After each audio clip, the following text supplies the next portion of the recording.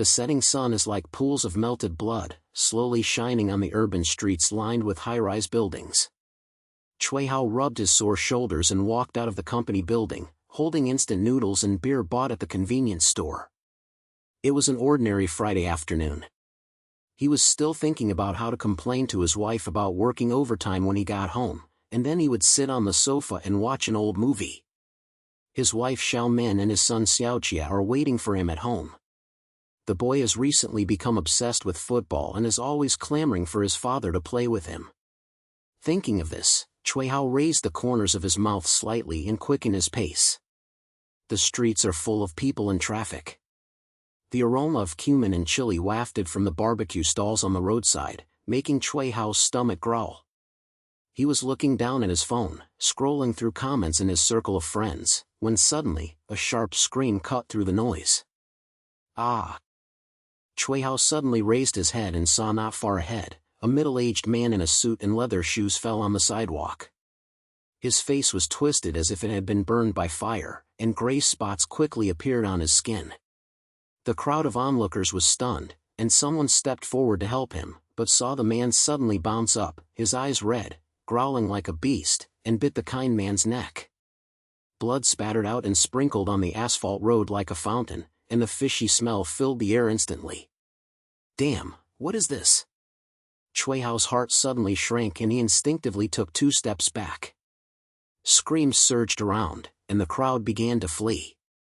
On the other side, a young girl fell to the ground, climbed up twitchingly, her nails became as sharp as claws, and pounced on the nearest passerby. The air was filled with the smell of panic sweat and metallic blood. Cui Hao's mind was buzzing. This is not a movie, this is real. He saw a car lose control and hit a street light. The driver climbed out of the window and turned into that thing. Living corpse? A virus occasionally mentioned in the news? No way, this is so fucking ridiculous. Run! They bite, someone yelled, and the sound of stampedes and cries mixed together.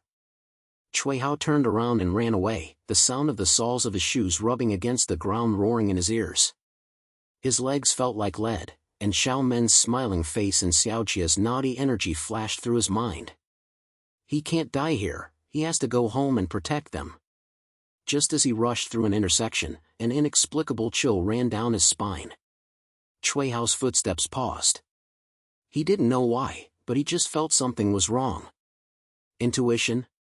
Growing up, he'd had this feeling occasionally, like avoiding minor accidents or guessing lottery numbers, but never this intensely. Turning around, I saw a group of figures swaying in front of the coffee shop on the corner. Their movements were stiff, and there was no light in their eyes, only the red light of hunger.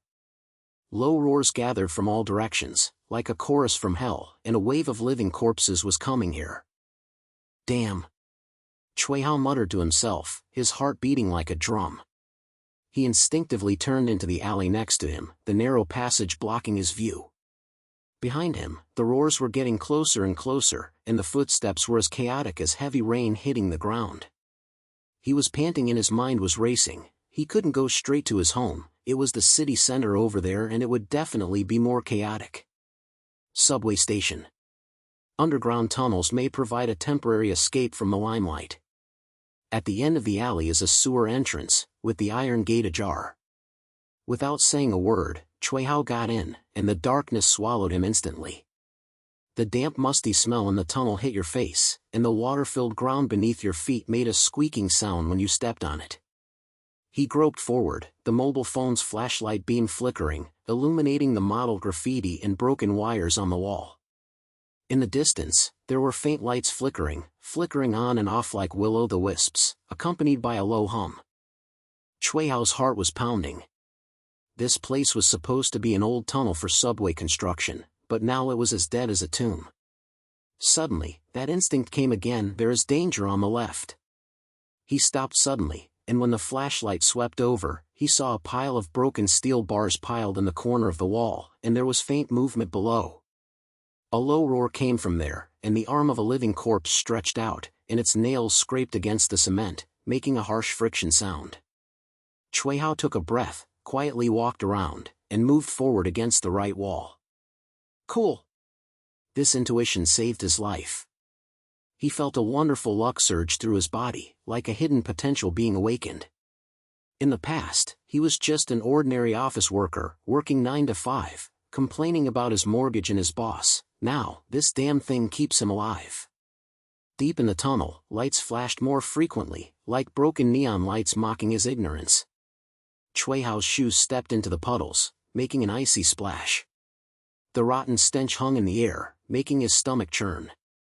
Suddenly, a low roar echoed from the front, accompanied by shuffling footsteps. Cui Hao turned off the flashlight, squatted in the shadow, and held his breath. His instinct told him, "Don't move, wait." The roar got closer and closer, and a figure staggered into view.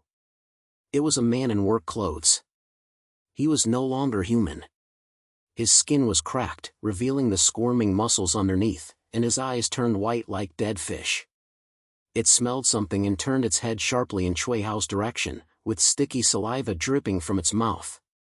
"Come on, beast."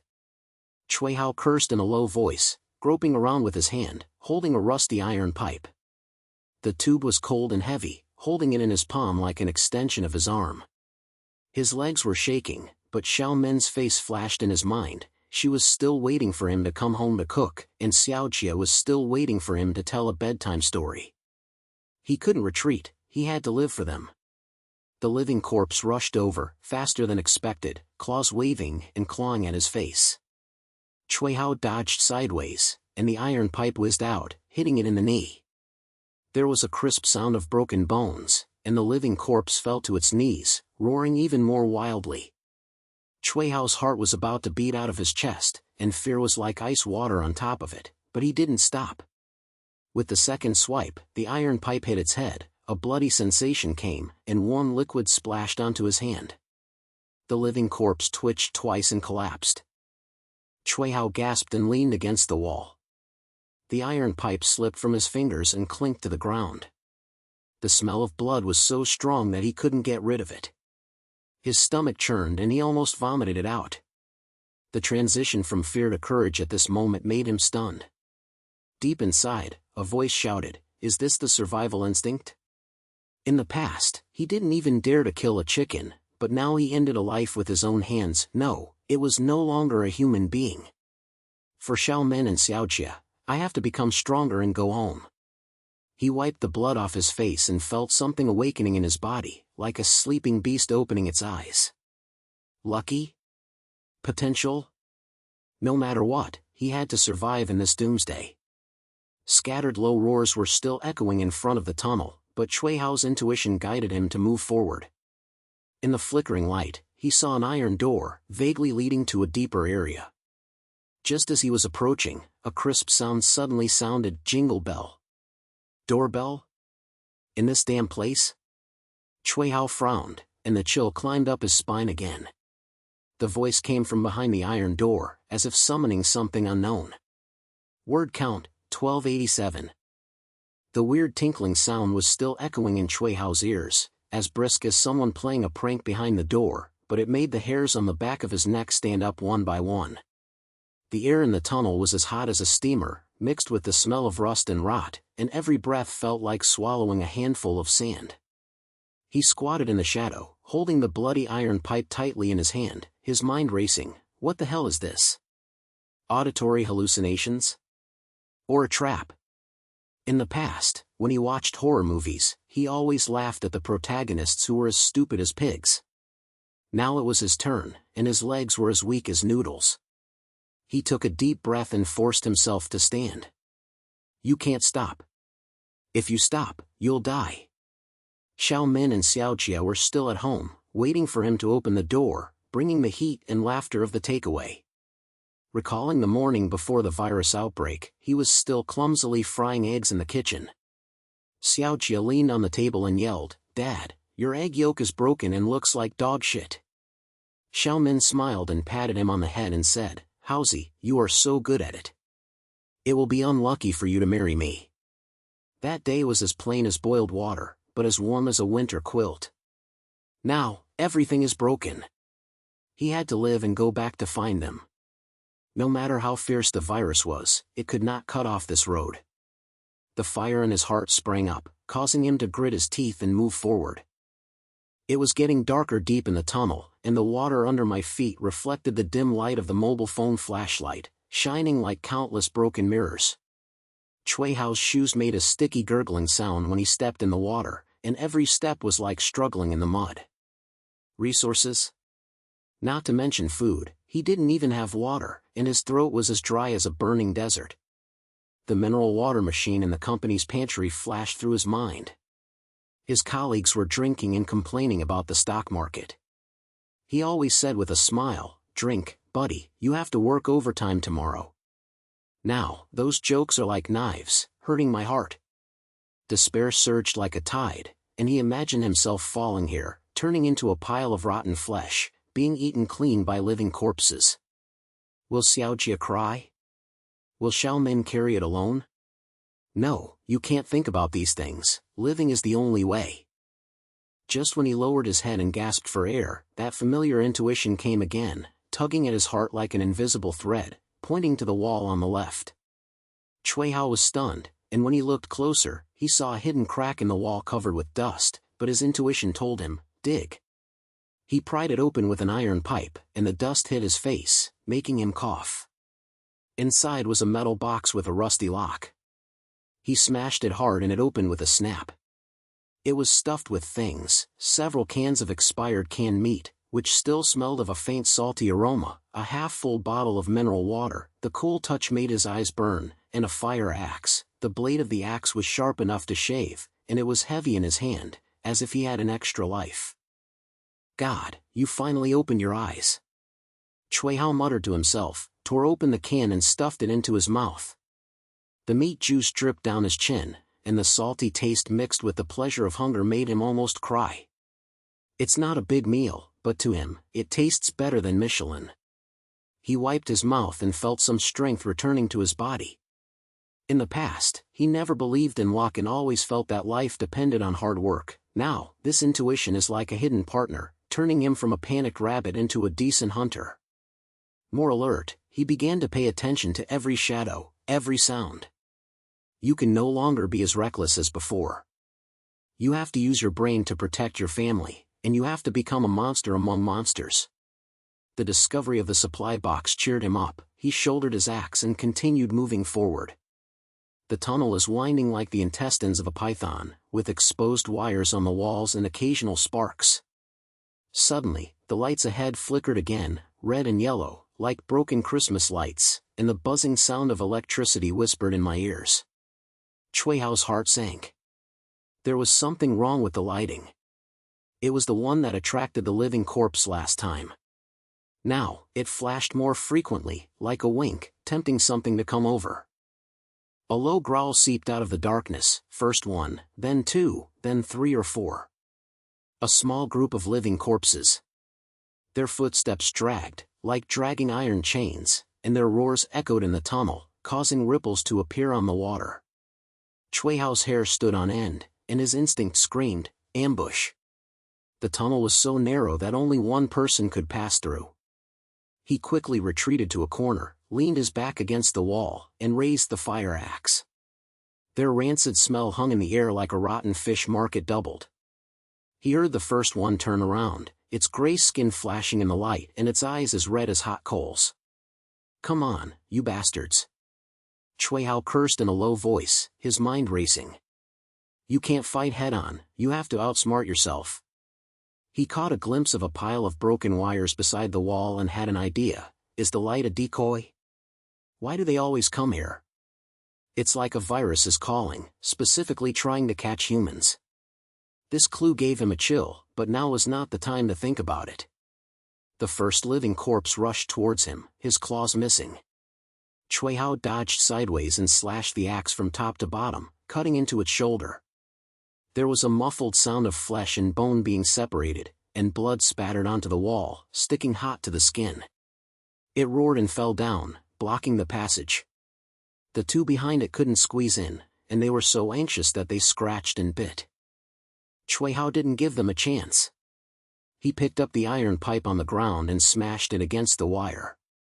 Sparks flew, the lights suddenly brightened, and then exploded. There was a crisp sound of broken glass, and the shards scratched his arm, causing burning pain. But the living corpses were dazzled by the sudden flash of light, and their movements froze, as if they were under a restraining spell.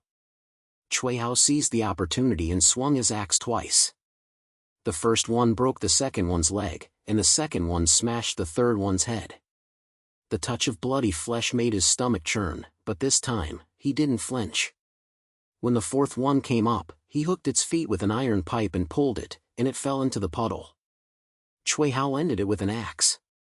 The battle ended quickly, and the only sounds left in the tunnel were gasping and dripping.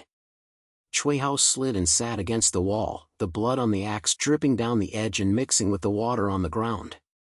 He looked at the corpses, and a flash of light flashed through his mind. They were definitely baits, and the virus was using them to hunt.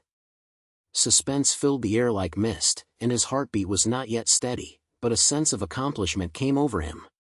In the past, he was tired of even climbing mountains, but now he used his brain to kill a bunch of monsters.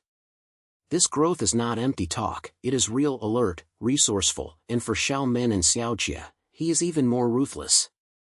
Just as he was taking a breath, his foot suddenly slipped and he stepped on some metal cover. There was a click, and the alarm sounded. The piercing buzzer tore through the tunnel, like an air raid siren magnified 10 times, and the red lights flashed crazily, illuminating the entire passage blood red. Cui Hao cursed fuck, and his instinct came again, run. More growls came from all directions, and the sound of footsteps was like a rainstorm. This time it was not a small group, but a large group. The alarm woke the nest. He turned and ran, the axe thrown on his back, his shoes splashing in the water. At the bend of the tunnel, the shadow of the living corpse lengthened, like a ghost chasing after him. The roar got closer and closer, and the sound of claws scraping against the wall was as harsh as nails scratching on a blackboard. Cui Hao's lungs were on fire, and his mind was filled with Xiaojia's smiling face. "Dad, you are the best." He gritted his teeth, glanced around, and intuitively pointed to the ceiling, "Exit." He saw a hidden ladder, rusty but leading upwards. He threw away the iron pipe, grabbed the steps with both hands, and climbed up. The roar below was overwhelming, the heat hit his face, and a claw almost caught the heel of his shoe. Climbing to the top and pushing open an iron cover, fresh air mixed with dust rushed in. He rolled out, closed the lid, and heard a crash below. Outside is an abandoned back alley, the sun is set, and the night is like ink covering the city. In the distance, the outline of a tall building was distorted in the moonlight, and there was a faint flicker of fire. Cui Hao gasped, looked around, and his intuition guided him forward, the hotel. It was an old hotel on the outskirts of town, abandoned for many years, but perhaps sheltered. He looked down at the map app. The signal was intermittent, but it was enough. The hotel is not far away, just a few streets away. Behind him, the tunnel lid was banged. He didn't hesitate, gripped the axe tightly, and blended into the night.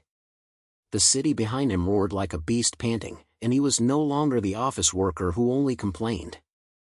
The pain of growing up was as sharp as an axe blade, but he knew it was the price of living.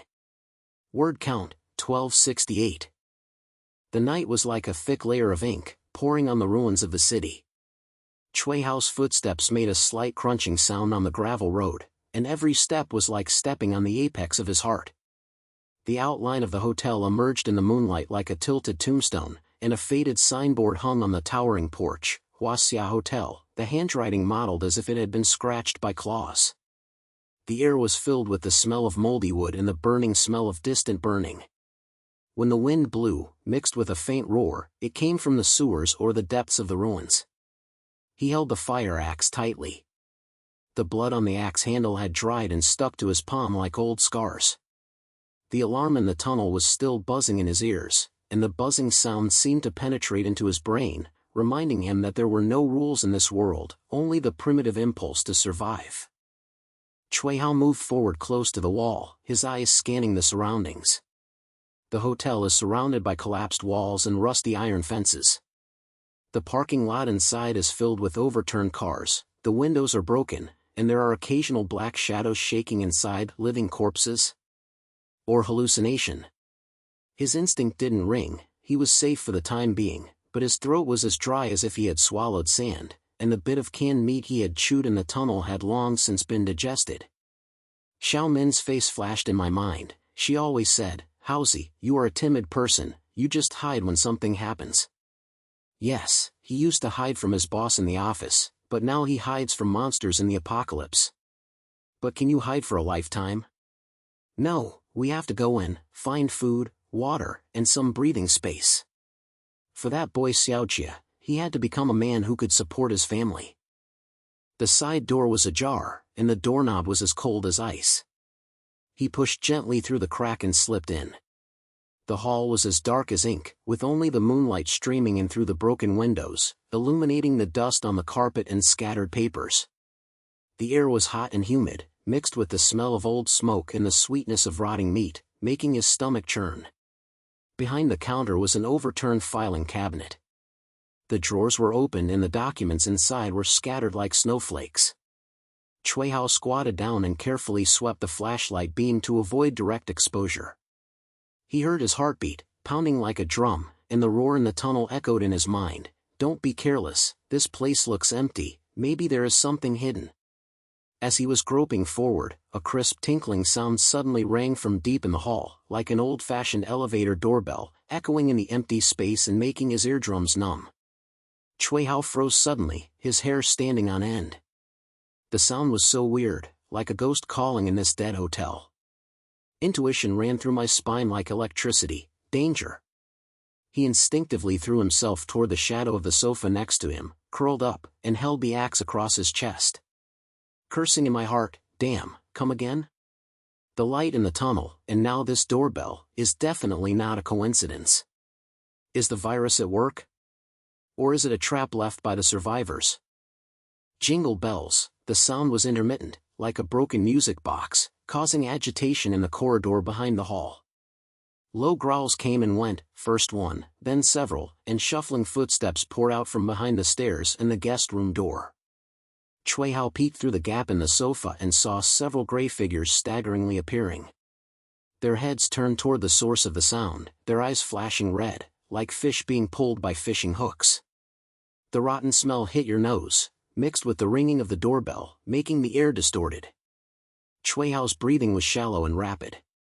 He saw a living corpse hit the counter, its claws scratching the wooden board, making a harsh scraping sound.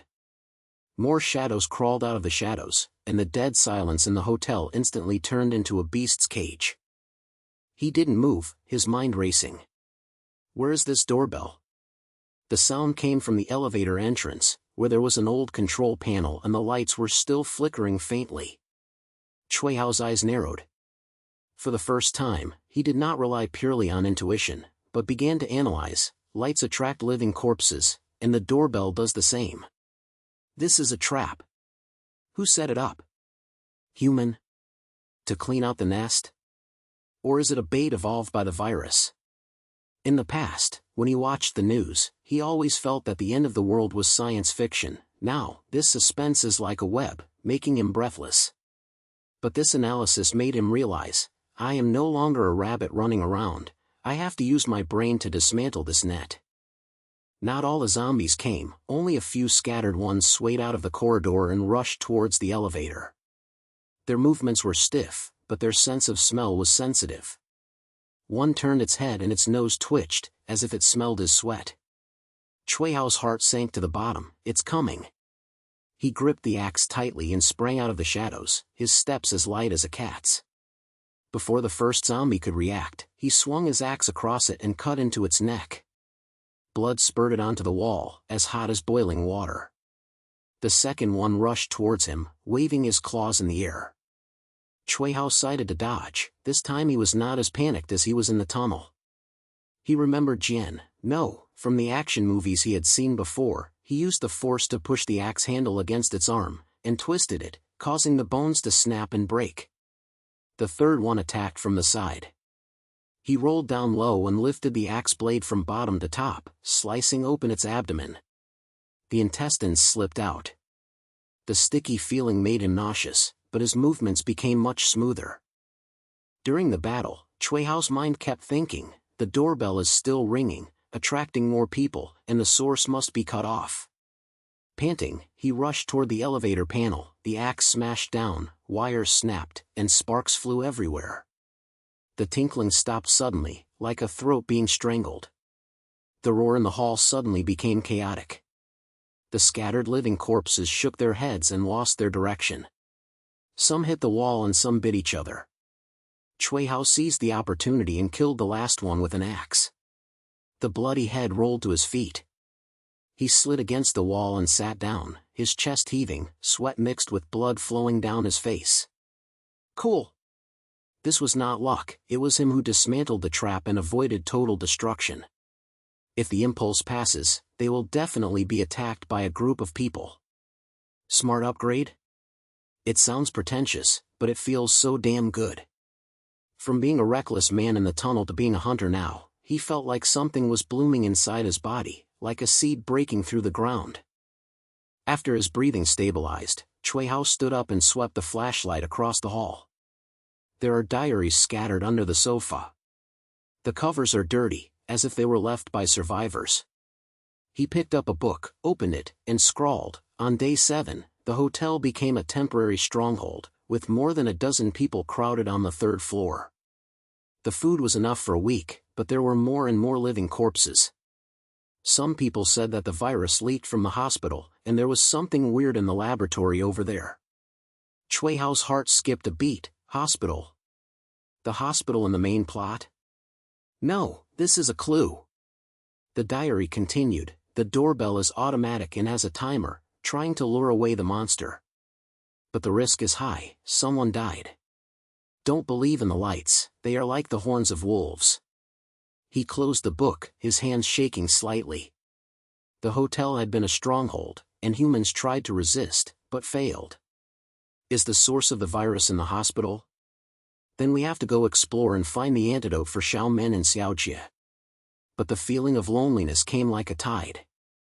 From the tunnel to here, he carried it alone, killing monsters, finding food, and dismantling traps. It was late at night, and the shadows in the hall stared at him like countless eyes. In the past, there were colleagues chatting to relieve boredom, and Xiaomen's hugs to warm up. Now, there are only echoes and blood. Craving allies?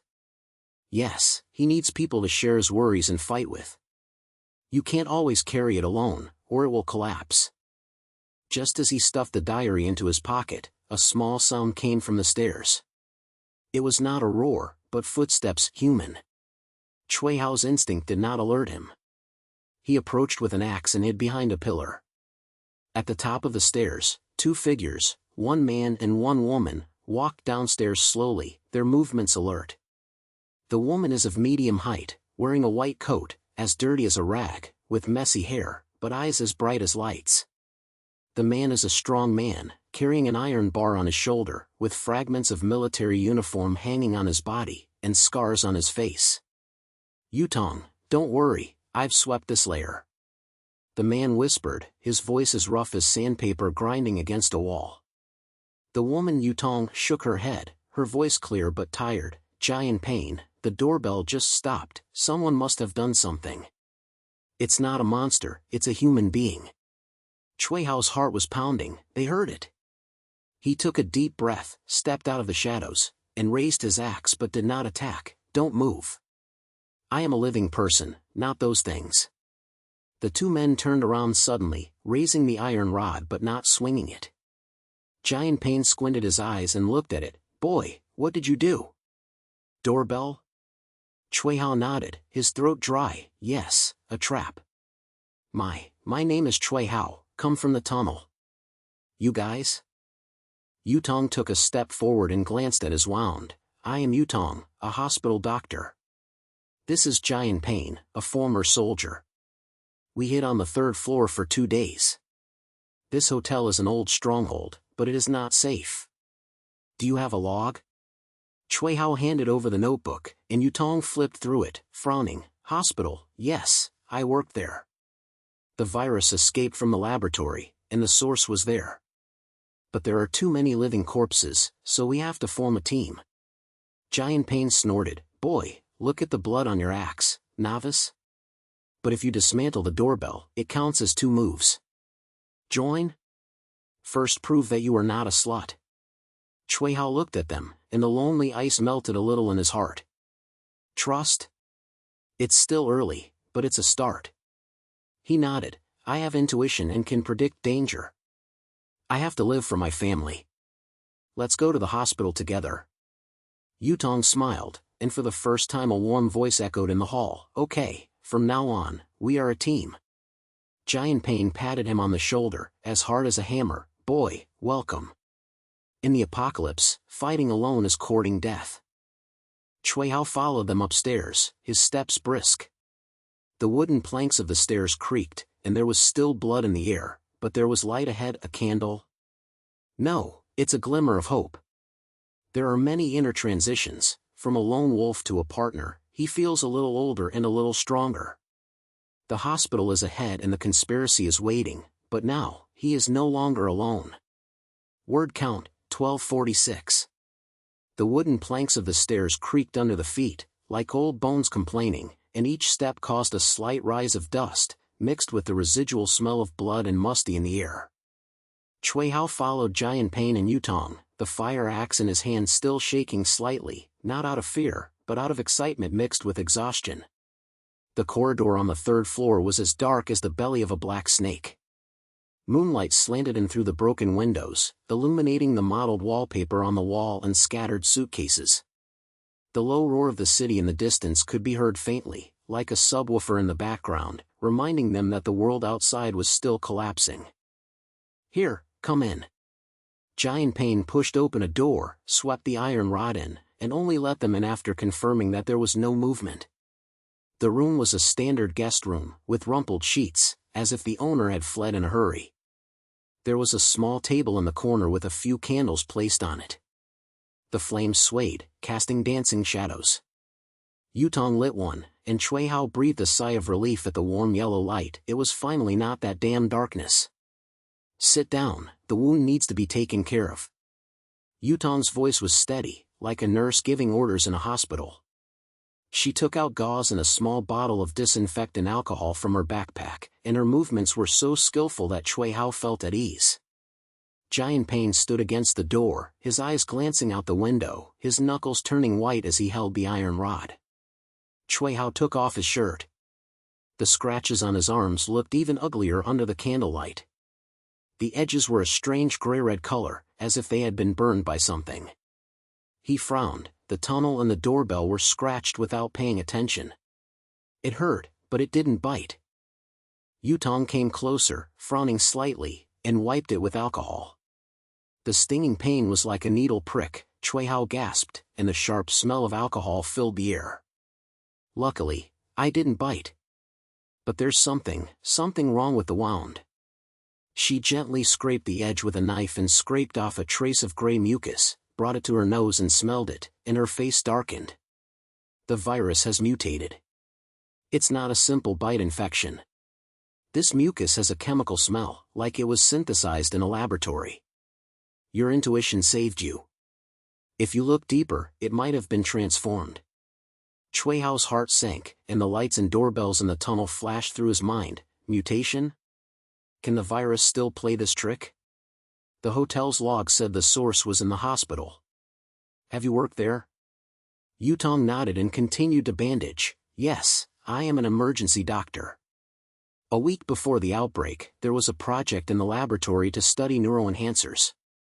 The results were leaked and mixed into the virus. Those living corpses are not only bloodthirsty, but also imitate sounds to lure enemies. The doorbell may not be a coincidence. She tied the knot and patted his shoulder. Have a rest, we need to replenish supplies. There's an old storage room in this hotel, and there may be some food and medicine left. Giant Pain snorted and turned around. Boy, does your intuition really work? There are traps in the main hall. Let's go around the corridor to store. But listen, team rules. I block the front, you guide, and she backs up. Don't try to be a hero. Working alone in the apocalypse is a fool. Cui Hao nodded, feeling the loneliness in his heart crack. From being a lone wolf in the tunnel to now being commanded by others, he should have been uncomfortable, but Xiao Men's face appeared. She always said, "Haozi, learn to rely on others, don't always bear the burden alone." Yes, in order to go home, he had to trust them. "Okay, I'll listen. When my intuition comes, I'll shout." When the three of them went out, the air in the corridor became even stuffier, and the sound of footsteps echoed low on the wooden floor. Cui Hao walked in the middle, his intuition like a whisper, temporarily quiet. Giant Pain opened the way ahead, tapping the iron rod against the wall with a muffled sound to test whether there were any holes. Yutong stood behind the palace, holding many knives in his hands, his eyes scanning carefully. The team's tacit understanding is still raw, but they complement each other like a puzzle. Giant Pain's strength blocks the charge, Yutong's knowledge stabilizes the rear, and his intuition serves as a beacon. After turning a corner, the entrance to the main hall was in sight, and the lingering sound of the doorbell seemed to still be in my ears. Suddenly, jingle bell. The sound rang again, erupting from deep in the main hall. It was as clear as a wedding bell, but it made the three of them freeze. Cui Hao's intuition was like an electric shock. Trap. Don't go in. Go around to the left, guest room area. He growled and grabbed Giant Pain's arm. Giant Pain raised his eyebrows, but did not hesitate. He turned around and followed. Boy, I believe you once.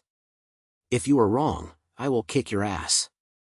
They got into the guest room door next to them. Cui Hao opened the doors one after another and glanced inside. The room was a mess, overturned drawers, scattered clothes, and dried blood on the bed. The air was filled with the smell of dust and stale perfume, making Cui Hao's nose itchy. Supplies, here, he whispered. A closet was filled with mineral water bottles and compressed biscuits. It was dusty but not broken.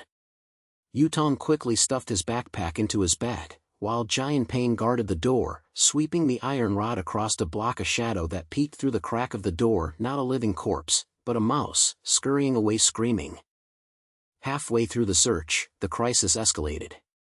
The sound of jingling bells did not stop, but became denser, like multiple bells in an ensemble, echoing throughout the floor. Low roars poured out from the main hall, and footsteps shuffled like heavy rain hitting the ground, but this time it was different. The roars were mixed with weird imitations, human gasps, murmurs for help, and even Cui Hao heard Xiaojia's voice. "Dad, save me." Hallucination? No, the gut screams, onomatopoeia. Fuck, this isn't a machine. Cui Hao muttered, his mind racing. The log said the doorbell was automatic, but the sound was too alive, like a living creature learning. Mutant. He rushed to the window, pushed open a small gap, and looked down. Outside the main hall, several figures climbed up the wall, their mouths opened, their throats vibrated, and they made that jingling bell. Under the gray skin, there are lumps on the neck, like parasites crawling. Look! Those things are imitating. The doorbell is their bait, not a trap, it's alive.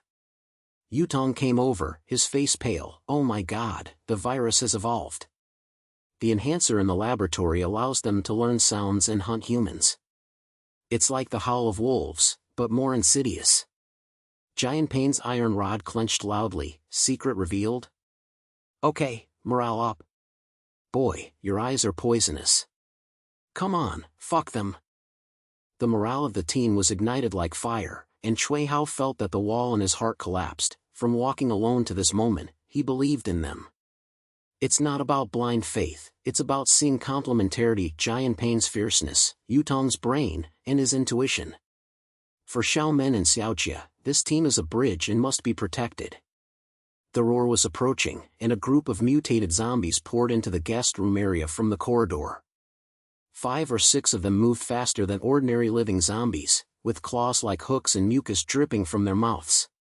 One of them was particularly large, like a leader, with swelling pulsing on its neck, eyes as red as blood lamps, and it made a louder tinkling bell, attracting others to follow.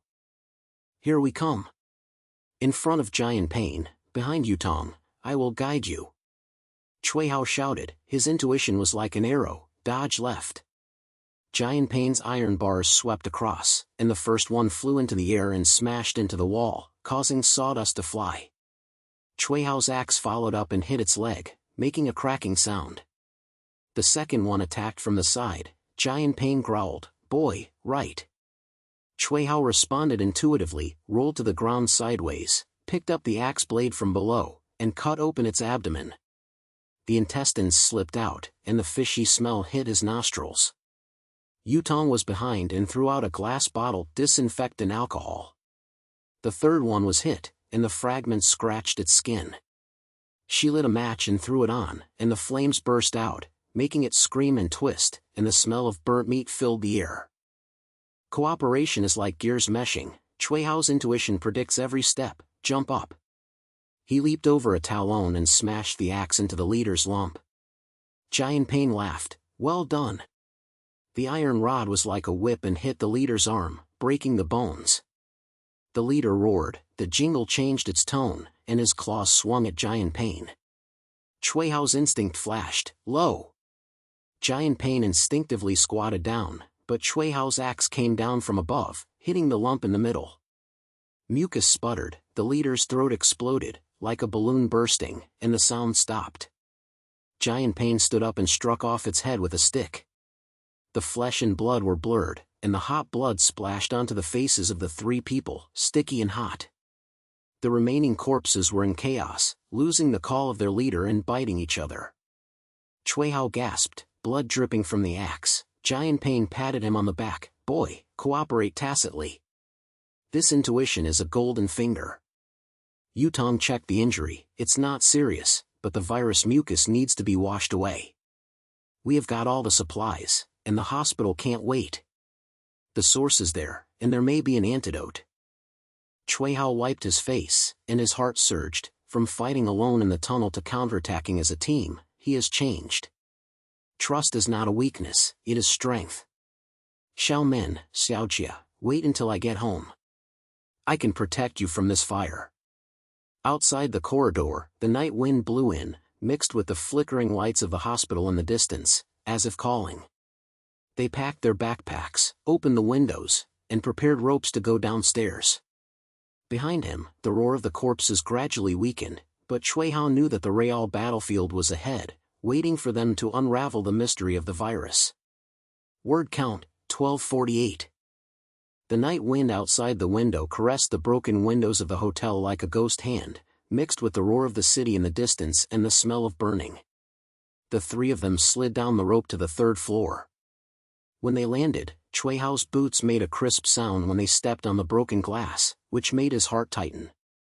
Giant Pain patted him on the shoulder, put the iron rod on his shoulder, and Yutong carried a bag stuffed with supplies. They bypassed the pile of corpses in the main hall and slipped toward the back door of the hotel. The smell of burnt meat still lingers in the air, and it's so sticky that it feels like it's sticking to your skin. Cui Hao's intuition didn't sound alarm, but the words in the diary were spinning in his mind: hospital, place of origin. Go? No? Xiao Men and Xiaojia are still waiting at home. He cannot die in vain, but this team is his backing. Secure this place first, Giant Pain whispered, and opened the back door. Outside was a small garden, overgrown with weeds, and the iron gate was leaning crookedly. The hotel is big and good for hiding, but it needs to be reinforced. Yutong, take your place in the infirmary. Boy, follow me on patrol. Yutong nodded, his eyes flashing in the moonlight. Okay, I'll go to the old infirmary on the second floor to find samples for research.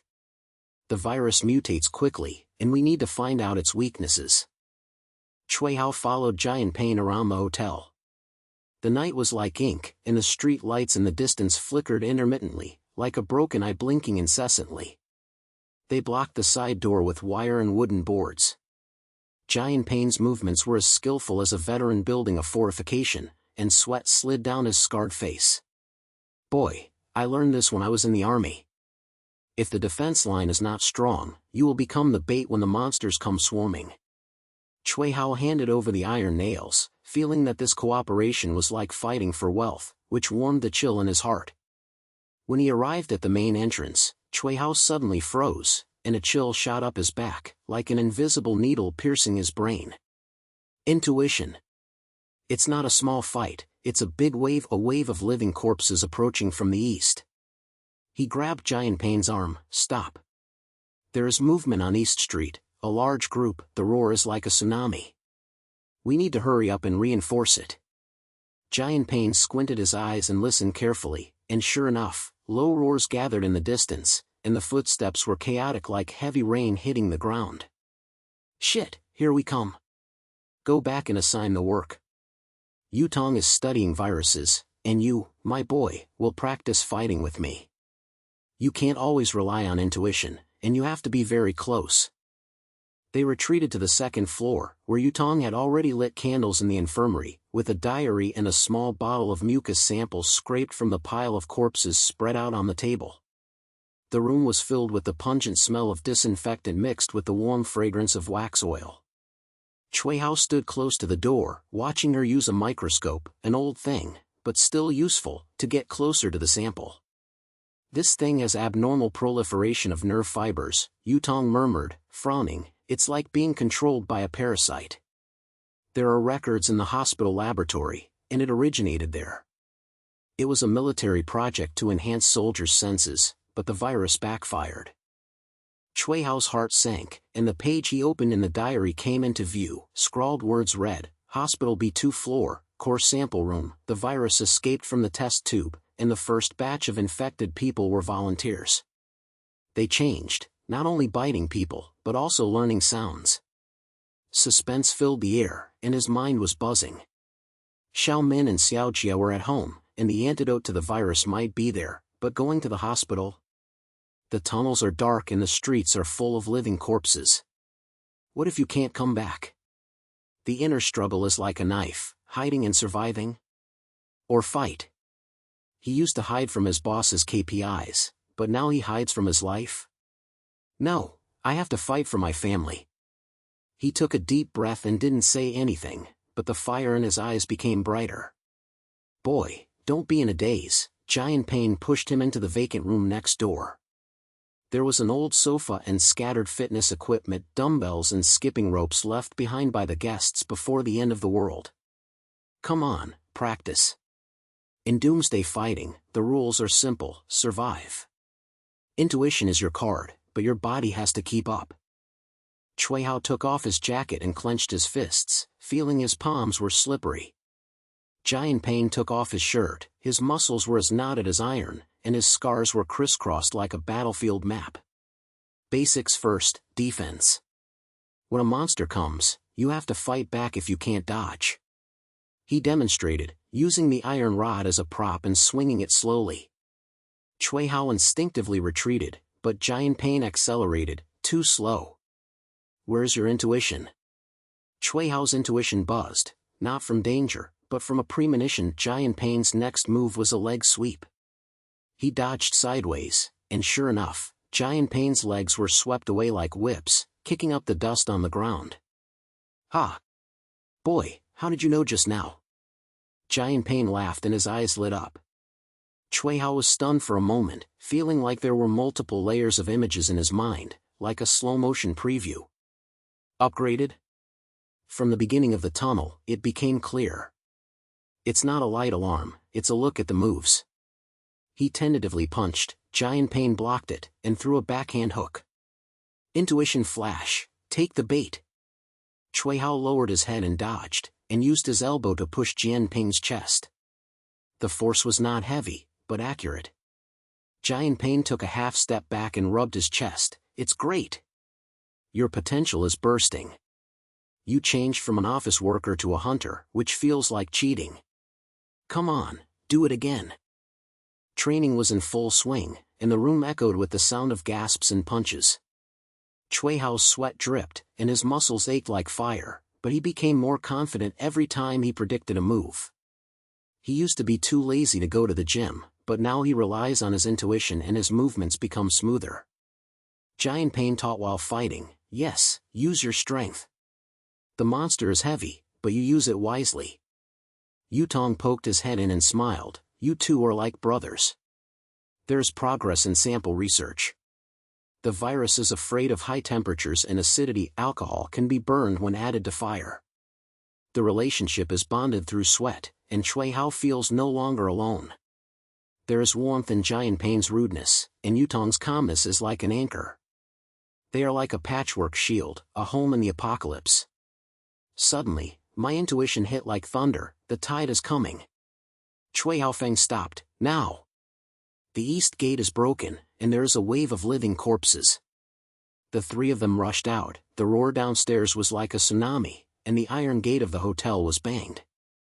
Outside the window, dark gray shadows came, dozens of them, led by mutants with pulsating neck swellings and imitated screams, human cries, mixed with jingling bells, so weird that it made people's scalp numb. The air was filled with rotten stench, and the footsteps hit the ground like the beat of drums. Defense line!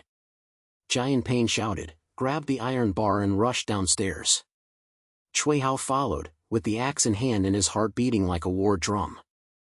Yutong took out the bottle from the infirmary, homemade weapons. Alcohol bottles, cloth strips, and torches. They blocked the entrance to the stairs. The reinforced wooden boards were cracked, and the claws of the living corpses stretched through the gaps, scraping out sparks. Cui Hao's intuition guided him, the three on the left are weak, burn them. Yutong lit a fire and threw out the first bottle. The flames jumped up and burned the leading mutant. The lump burst, the mucus sizzled, and the stink was like hell. The monsters screamed, the tide was chaotic, and they pushed against each other. Giant Pain's iron rod was like a windmill, breaking the front row's legs. Boy, come on. Your intuition. Cui Hao jumped out, predicting that one was coming, sidestepped and slashed with the axe. His head rolled off, and blood spurted out like a fountain.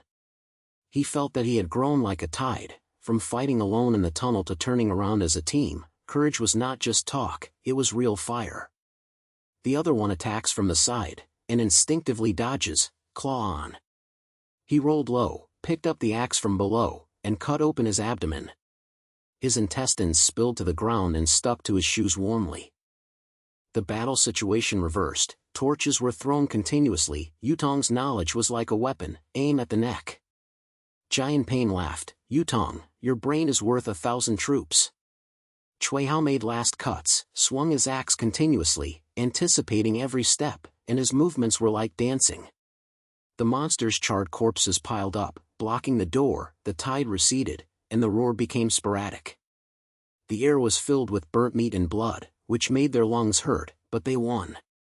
While panting, they searched the corpse pile on the low-tide route, and picked up more resources, a few keys, a box of medical supplies, and a military dagger, so sharp that it shone coldly. Cui Hao wiped the blood from the axe and felt a little calmer. The struggle was over and he went to the hospital. For the sake of antidote and for his family, this courage is his new skin. The tunnel leads to the hospital, Yutong said, checking the map. Short circuit, but dark. Let's set off at dawn tomorrow. Giant Pain nodded and patted Cui Hao. Boy, you have changed. From a novice to this, the team relies on you. Cui Hao smiled and felt the shackles in his heart loosened. Let's go together. The origin of the virus is waiting for us to dismantle it. Late at night, the hotel became quiet, leaving only the beating of the flames and the distant roar. They took turns to watch the night. Cui Hao sat against the wall, his intuition was like a guardian. Xiao Men's smiling face was bright in his mind. The tunnel is ahead, the mystery of the hospital is waiting, and the climax of the storm is approaching, but he is no longer the man who is afraid of trouble. The road to growth is bloody but solid. Word count, 1242. It was just dawning, and the gray dawn was wrapped around the ruins of the hotel like dirty cloth. Cui Hao rubbed his sore eyes and got up from his night watch position. The smell of burnt meat from last night's battle still lingered in the air, mixed with the smell of damp earth, making his throat itchy. Giant Pain was already checking the equipment at the door, and the iron rod was polished to a shine. Yutong was carrying an expanded medical bag, which was filled with homemade alcohol fire bottles and antibiotics picked up from the corpse pile. The streets outside the hotel were eerily quiet, except for the occasional low growl from the distance, like a wild dog licking its wounds. Let's get going, Giant Pain whispered, his voice as rough as sandpaper. The entrance to the tunnel is at the southeast corner, at the old subway station. Yutong, you are in the middle, boy, you are in the back, and your intuition will open the way. Don't make any fucking mistakes. Cui Hao nodded and held the fire axe tightly. The blood stains from last night had been wiped off the axe blade, but the sticky feeling still lingered in his palm. He followed behind, his footsteps making a fine crunching sound on the gravel, and a chill filled his heart. Back in the tunnel? From the day the virus broke out, he vowed not to go into that dark hole again, but now he had to grit his teeth for the sake of the hospital's antidote and for the two fools Xiao Men and Xiao Jie who were still waiting for him at home. The inner monologue is like a whisper, afraid? Of course I was afraid of the monster in the dark, the lights flickering like ghost eyes, the roar echoing so hard my head was buzzing. But are you afraid it will be of no use? You can't survive by hiding, you can only go home if you fight hard. I have to become harder, as ruthless as Giant Pain, as steady as Yutong. The three of them slipped out of the back door and walked around the pile of corpses from last night. The charred remains were still smoking, and the smell was as strong as a rotten fish market. The streets were filled with fog, and Cui Hao's intuition was like a low-frequency alarm bell, buzzing gently, "Be careful on the left." He reminded in a low voice, "There is movement in the left alley, go around to the right." Giant Pain snorted, turned around and followed, sweeping the weeds on the road with the iron rod. They didn't encounter a large group, only a few living corpses wandering around. Giant Pain smashed his head with a stick, blood splashed out, and Cui Hao used his axe to finish the attack. His movements were much smoother than last night. Yutong followed behind, scanning the surroundings with his eyes. It's dawn, and they move less. But it's different in the tunnel. It's so dark that they feel like a fish in water. The old subway entrance is hidden under an abandoned square. The iron gate is crooked, and the dark hole inside looks like a big mouth. Cui Hao opened the door, and the damp musty smell hit his face, mixed with the sourness of metal rust, making him shiver. The beam of the mobile phone flashlight flickered, illuminating the graffiti on the wall and the broken tracks. The water under their feet reflected the light and made a crackling sound when they stepped on it, as if mocking their courage. "Take the middle track," Cui Hao said, feeling that there was no alarm in his gut, but the light, it was the problem last time. Deep in the tunnel, the flashing lights are indeed more dense, like broken Christmas string lights, flickering, red and yellow halos dancing on the water, and the humming sound of electricity hums endlessly. Low roars echoed from all directions, first sporadically, and then gathered into a tide. Shuffling footsteps bounced between the walls, causing dust to fall.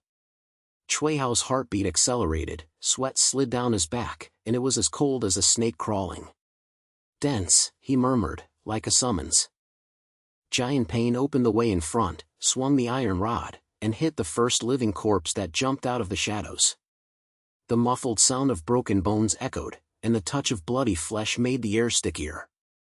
"Come on, you bastards," he roared, blocking the passage with his strong body to give those behind him breathing room.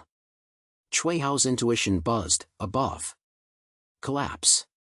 Back to the right." He shouted and grabbed Yutong's arm. As soon as he finished speaking, the cement blocks on the ceiling cracked, and dust poured down like a waterfall, hitting the track with a roar, and the dust mist was so thick that you couldn't see your fingers clearly. Giant Pain rolled to the side and let go of the iron rod. Cui Hao protected Yutong and ducked into the groove on the sidewall. The three of them were breathing heavily, coughing and roaring. "Fuck, this tunnel is going to collapse." Giant Pain cursed, picking up the stick, his eyes red. "Boy, your intuition can save me." Cui Hao wiped the dust off his face and felt that the power in his body became clearer, like eyes growing on the back of his head, and he could foresee the scene for a few seconds. Growth? Yes, from the panic when walking alone in the tunnel to now leading the whole team, this is not luck, it is the skill that has been honed. The fear is still there, but it has turned into a sharp will. Xiao Men's food, Xiao Jie's laughter, cannot stop here, they must be taken home to end this ghost virus. The dust dispersed and they continued to move forward. The lights flashed crazier and faster, like the heartbeat was accelerating. The low roar was mixed with imitated murmurs, "Help, save me." Yutong's face turned pale. She approached a broken lamp and took out a small instrument, an old spectrometer picked up from the infirmary. Wait, this light, the frequency is 7.83 Hz, the Earth's magnetic field resonates, but the virus uses this frequency to amplify nerve signals. She explained in a low voice, her eyes lighting up. Lab project, I remember. The virus is not a natural leak, but a trap triggered by the light. The military tried to use this to control the infected, but the result was backlash, making the living corpses smarter, and using lights to induce them when hunting. Conspiracy. There is a master controller on the B2 floor of the hospital, which is part of the source. Cui Hao's heart sank, and the suspense was like ice water on top of water. Military? Fuck, they made this mess? Then destroying the light source will disrupt their position. Giant Pain's iron rod smashed an approaching living corpse, and blood spurted onto the wall. Try. Boy, your intuition will guide you, I will open the way. The team's tacit understanding upgraded. Cui Hao's instinct was to dodge, ambush left, dodge right. Giant Pain's iron bar swept across, breaking both legs, and the roar was deafening. Yutong threw the fire bottle, and the flames burst into flames, causing a mutant to twist and scream, and the burning smell filled the tunnel. The flashing lights attracted more, the roar was like a surge, and the sound of footsteps hitting the water was like a heavy rain. But Cui Hao predicted every step and guided them around the landslide pit, avoiding the claws extending on the sidewalls. A sense of relief came over me. This was not a blind fight, it was a battle of wits. A sudden crisis occurred in the middle period. Where the tunnel bifurcates, where a rail breaks, the lights are the densest and buzzing like a beehive. Cui Hao's intuition screamed, separate. But it was too late, there was a loud noise, the ground shook, and the sidewall collapsed. A mountain of dust and gravel fell like a mountain, and Giant Pain was thrown to the left, shouting, you go first. I'll hold on. Cui Hao protected Yutong to retreat to the right, but a huge boulder fell down, cutting off the road. Yutong screamed, was sucked into the collapsed crack, and disappeared into the darkness. Yutong! Cui Hao's heart was like a knife, and he was filled with fear. Is the team broken? She is a doctor, how can we treat injuries without her? An inner monologue surged up, are you afraid of leaving her? Afraid of carrying it alone?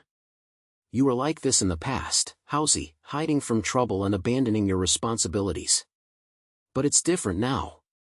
Xiao Min is waiting for you to come home, and you have to pick up this bond. This fear turned into fire, burning his eyes red. Giant Pain, hold on to the group. I'll save her. Giant Pain's roar came from the left, and the muffled sound of iron rods hitting flesh was endless. Boy, don't die. Hurry. Cui Hao jumped into the crack alone. It was so dark that he couldn't see his fingers. The flashlight beam illuminated the narrow gap. Yutong's breathing came from below. Cui Hao, be careful, there is something below. Intuition buzzes, living corpse. He lowered his body and slid down, with the axe in front, and hit a gray figure that jumped out of the darkness. His claws grazed his arm, causing burning pain. But he didn't stop. He touched Yutong's arm and pulled her up. Hold on. Climb up. There was a low roar in the cracks, and 3 or 4 mutants squeezed in. The lumps on their necks pulsated and made a jingling sound, and the light seeped down from above, flashing so hard that their eyes turned blood red. Cui Hao carried Yutong on his back and swung his axe repeatedly, cutting off a claw, and hot blood spurted out on his face. Fear? Yes, but my will is as strong as iron. For the sake of the team and for going home, I can't be embarrassed. He predicted that one would attack from behind, and he instinctively flashed, turn around. The axe blade turned back and slit its throat, the lump exploded, and the mucus splashed everywhere with a sizzling sound. Yutong whispered on his back, thank you, for saving me. This bond is the medicine for survival. They climbed out of the crack, Cui Hao panting, pulling her to stand still. Giant Pain came out from Zhuocha, his body covered in blood, but the iron rod was still there. Fuck. Are you two okay? The crowd is in chaos. It turns out that during the separation crisis, Cui Hao's intuition not only saved people, but also caught a glimpse of the source of the light, the electrical box behind the wall, the wiring exposed, the source of the flickering light. "Destroy it," he roared, and smashed the axe against the electrical box. Sparks flew and buzzed and exploded. All the lights went out, and the tunnel fell into pure blackness, leaving only the roaring chaos. The living corpses lost their frequency resonance and collided with each other. The sounds of biting and tearing came one after another, like a dog-eating dog melee. Cool. After a successful battle of wits, they killed each other. The muffled sound of tearing flesh and blood echoed, and the stench was too strong to be resolved. When the three of them met, Giant Pain laughed. "Boy, what a stroke of genius. This combination of intuition and brain is invincible." Yutong gasped and patted Cui Hao on the shoulder. "Part of the conspiracy has been revealed. The light is the horn of the virus, and the hospital's control is even more ruthless. We have to hurry. The end of the tunnel is the side entrance of the hospital." Cui Hao wiped the blood and felt that the bond was tightened like a rope. From a lone wolf to a hero who saves people, this transition made him determined. The fear didn't go away, but it turned into fuel and burned towards the hospital. The low roar faded, and they moved forward.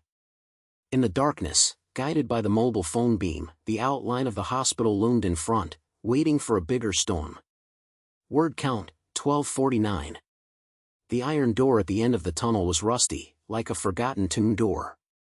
When Cui Hao used an axe to pry it open, it made a harsh creaking sound, and the smell of dust and damp musty came to his face. Outside is the side alley of the hospital. The night has receded, and the gray morning light shines on the broken walls. The outline of the tall buildings in the distance is distorted like a skeleton gnawed by the virus. A low roar seeped out from the depths of the building, echoing in the air like the dull beating of a heart. Cui Hao's intuition buzzed slightly.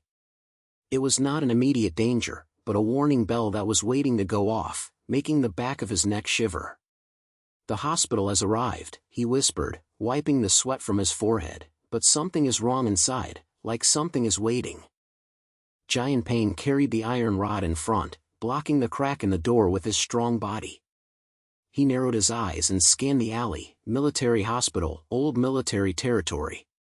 The side door leads to the logistics area, but there are guards at the entrance, not people, but those mutated things. "Yutong, the B2 floor you are talking about is underground, so you have to go around the main building." Yutong nodded. The medical supplies in her backpack jingled, her hands trembled slightly, but her voice was as steady as a rock. "Yes, the laboratory is there. The source of the virus, and the antidote sample may still be there. But go and alive first. My spectrometer shows that electromagnetic waves are jumping around inside, and there must be a nest of living corpses." The three of them moved forward close to the wall, their steps as light as cats. The accumulated water in the alley reflected the morning light, and tiny splashes of water were splashed when they stepped on them. Cui Hao stood behind the palace, and his intuition was like a whisper of guidance: turn right to avoid the patrol. They walked around a pile of overturned medical carts. The wheels were still spinning slightly. The cars were stained with blood. The air was filled with the sweet smell of disinfectant and rot, making Cui Hao's stomach churn. The main entrance of the hospital is in sight. The tall glass door is half broken, and the lights in the corridor inside flicker intermittently, like a broken pulse. Suddenly, an intuition rushed through Cui Hao's back like an electric shock: strengthen. In the shadows ahead, a huge figure swayed. It was no ordinary living corpse, but an upgraded version of the mutant. The muscles under the gray skin bulge like steel cables, the arms are deformed, and the ends are not claws, but bone whips covered with barbs.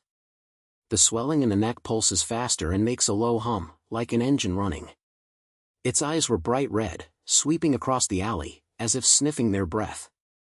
The low roar echoed, causing the ground to tremble slightly, followed by several ordinary living corpses, trailing behind like guards. "Fuck, elite guy." Giant Pain cursed, took a step back, and tightened his grip on the iron rod. The product of military experiments, it strengthens nerves and doubles speed. You can't fight hard, you have to set up an ambush. Cui Hao's heartbeat was like a drum, and his mind was racing. this thing is more ruthless than the leader in the tunnel. It can tear people apart with a wave of the bone whip.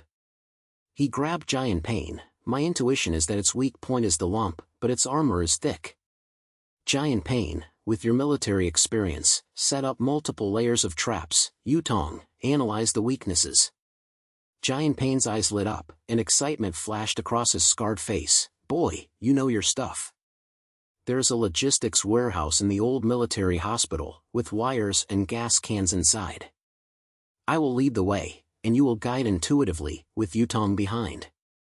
Plan: first level, lure it into the narrow alley, use a fire bottle to confuse its sight. Second level, electric shock, cut off the wires and short circuit. Third level, close up, you and I will attack the lump. Yutong quickly took out the sample bottle from his bag and approached the remains of a lone ordinary living corpse, the one Giant Pain killed with a stick just now. She scraped off the mucus with a knife, dripped in the homemade reagent, and stared at the color change. Quick! This enhanced body has a high concentration of viruses, but it is afraid of acid corrosion and electromagnetic interference. According to the experimental records, the enhancer is unstable and will convulse when exposed to strong electricity. I have a temporary antidote, alcohol mixed with chromate, which can neutralize the mucus and apply to wounds to prevent infection. But for this big guy, it needs to be destroyed internally.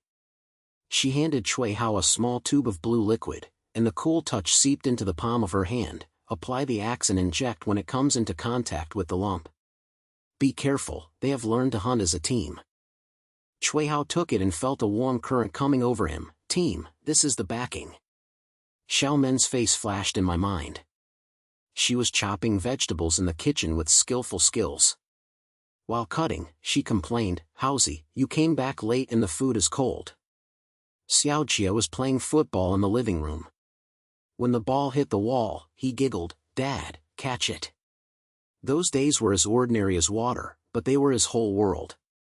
Now, the virus has taken away everything, and he has to protect this memory. The inner monologue burned like fire. I can't let them turn into monsters. I can't leave them waiting for me to go home. A surge of protectiveness made his hands steady and his eyes sharp. For them, this enhanced body is just a stumbling block and must be smashed. Action, Giant Pain growled, and the three of them split up. He led Cui Hao around to the end of the alley, and Yutong prepared the fire bottle behind him. Cui Hao's intuition buzzed, seduction. He picked up a stone and threw it against the wall, making a muffled sound.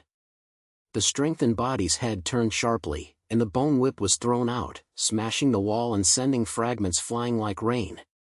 It roared low, dragged the guards and rushed towards it, its footsteps shaking the ground, and the smelly wind blowing against its face.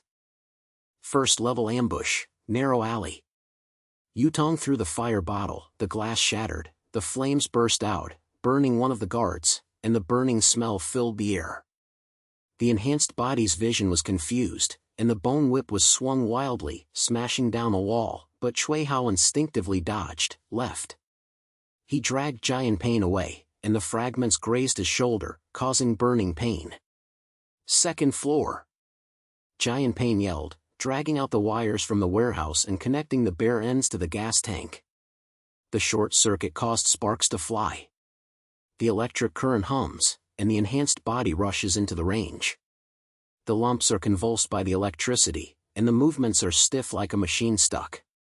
The guards screamed and collided with each other, but the enhanced body roared, the bone whip swept, and the Giant Pain iron rod blocked it, which shocked him 3 steps back and made his mouth numb. Boy, chance.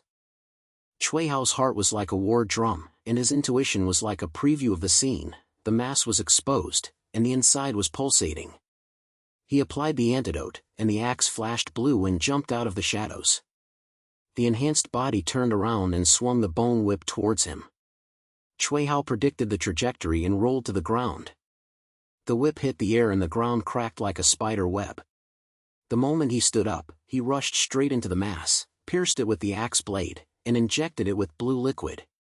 The mucus sizzles and corrodes, the enhanced body screams, the lumps burst like balloons, green juice splashes, and the sour smell is pungent.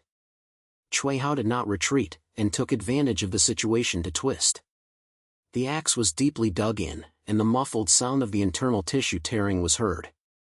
Cool. This strike was like thunder, reversing the whole scene. The enhanced body twitched and fell to the ground, the bone whip was swung around, and finally the alley wall collapsed, crushing the 2 guards to death. Giant Pain mended it with an iron bar, smashed his head, and left his flesh and blood bruised. Well done. Boy, your intuition is unmatched by any sniper in the army. Yutong rushed forward and checked the injury. No infection, the antidote works. But listen. She listened, and there was a whisper in the echo of the hospital. It was not a roar, but a human murmur. Betrayal, experiment, they sold us. Echoing in the corridor, intermittently, like a tape jamming. Cui Hao's heart sank, and suspense filled the air. Human betrayal? Military mole? Are there survivors inside? Or a trap? Giant Pain frowned, but we have to go in. The side door is open. They sneaked into the hospital and pushed open the side door. The lights in the corridor flickered, and the smell of disinfectant in the air was so strong that it was choking, mixed with the smell of blood and corpses. Cui Hao's intuition trembled slightly. Big crowd. In the emergency room ahead, the black mass of corpses was staggering in size, dozens of them, layer upon layer, with swollen and pulsating mutants scattered among them, like nest guards. The roars were low and concentrated, and the footsteps were dragging like a tide gathering momentum. Fuck, this is the Legion. Giant Pain cursed, you can't force your way in. Split up, I'll go around the left elevator and go straight to B2, Yutong, you go right to the infirmary to find more antidote samples. Kid, you go to the corridor, explore the path, and keep the communicator open. Cui Hao nodded, feeling nervous. Separate. The risk is doubled. But the trust of the team is like a rope, he has to carry it. Okay, intuition will guide you. Be careful of the echo, that human voice, there may be a ghost inside. Yutong gave him a wireless earphone, a compact military product. The call channel is on. Cui Hao, come back alive. We are a team. Giant Pain patted him on the shoulder and said hard, boy, don't be brave. Let's meet on the B2 floor. They split up, and Cui Hao slipped into the middle corridor alone. The flashlight beam was carefully scanned, and the walls were stained with bloody fingerprints. The floor was so sticky that the soles of his shoes made a grunting sound. The echo became clearer. The virus, betrayed, the core chamber. The human voice, trembling with despair, was like a survivor recording a confession. Cui Hao's heartbeat accelerated, and his intuition buzzed. There's a single one at the corner ahead. He gripped the axe tightly, and Xiao Jia's smiling face flashed in his mind. Dad, you are the strongest. Feeling more protective, he took a deep breath and melted into the shadows. Deep in the corridor, the unknown is waiting, and clues of betrayal are like hooks, pulling him forward. Word count, 1247. The air in the corridor was as sticky as glue, and Cui Hao's soles made a slight squeaking sound with every step he took, echoing between the tall white walls, mixed with the pungent smell of disinfectant and blood, making his nose itchy. There was silence in the headphones, and there was no movement on the channels of Giant Pain and Yutong. This separation felt like a knife cutting into his heart, reminding him of the fragility of the team. But he didn't stop, gripping the fire axe tightly, the flashlight beam sweeping low across the floor to avoid illuminating the shadows. The echo came again, seeping out from deep in front. Betrayed, the core, they knew. The human voice was intermittent, trembling with despair, like a recording playing in a loop. Cui Hao's heartbeat accelerated. This was not an illusion, but a clue. He had to follow it. Intuition hums like a whisper, turn right, patrol. He slammed against the wall and turned off the flashlight. Darkness swallowed everything, leaving only his snoring and distant growling. A few seconds later, there were shuffling footsteps, and 3 living corpses swayed out from the corner. Their gray skin flashed under the red light of the emergency lights, their eyes were as red as will-o'-the-wisps, and the lumps on their necks pulsated slightly. The leader's movements were more agile than those of ordinary animals, and its head turned back and forth as if it was sniffing the sweat in the air.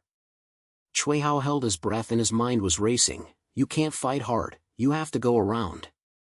An intuitive flash of the image, the vent on the left. He rolled low and rolled into a half-open door.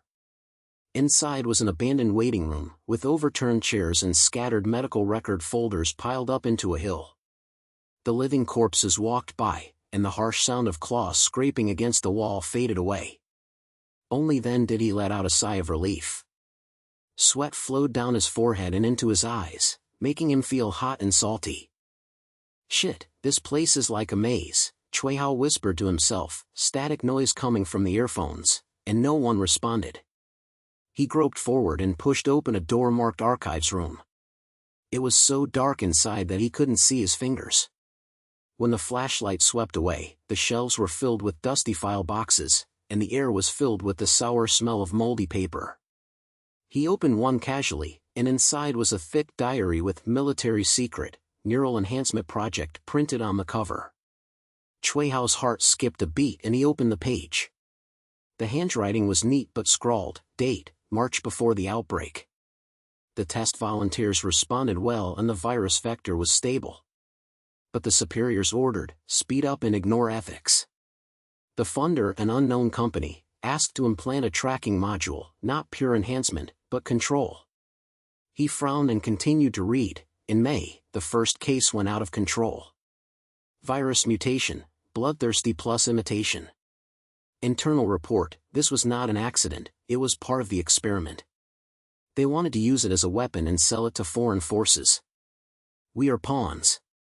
The last page of the log was scrawled like graffiti, betrayal. There is evidence in the core room, the recording before destruction.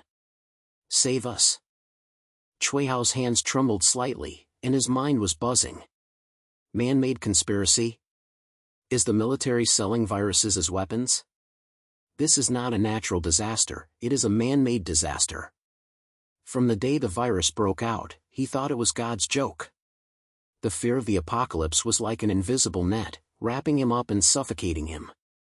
He just wanted to hide in the tunnel and protect Xiao Men and Xiaojie to survive. But now, this diary is like a slap in the face, waking him up. An inner monologue surged up. "Howsy, what are you still afraid of? This damn thing was created by people, so people have to dismantle it. Xiaojie is still young and cannot be allowed to grow up in this mess. Xiaoman is waiting for you to come home, not for a coward. Responsibility? Yes, you used to push it to the company and society, but now you have to shoulder it. Chasing the truth is not for the sake of pleasure, but for them and all the fools who are still alive." The fear didn't go away, but it turned into fire, burning his eyes brightly. He stuffed the diary into his pocket, and finally heard a voice in his earphones. "Cui Hao. See you in the middle corridor. There are corpses in the infirmary." I resisted. Yutong's voice was breathy and urgent. "Copy that. Here in the archives, come and pick me up." Cui Hao growled, pushed the door open and walked out, guided by intuition. Duck to the left, growl closer. He sighted to avoid a mutant crawling out from behind the ceiling chandelier. His claws smashed into the air, and the crisp sound of shattering glass echoed.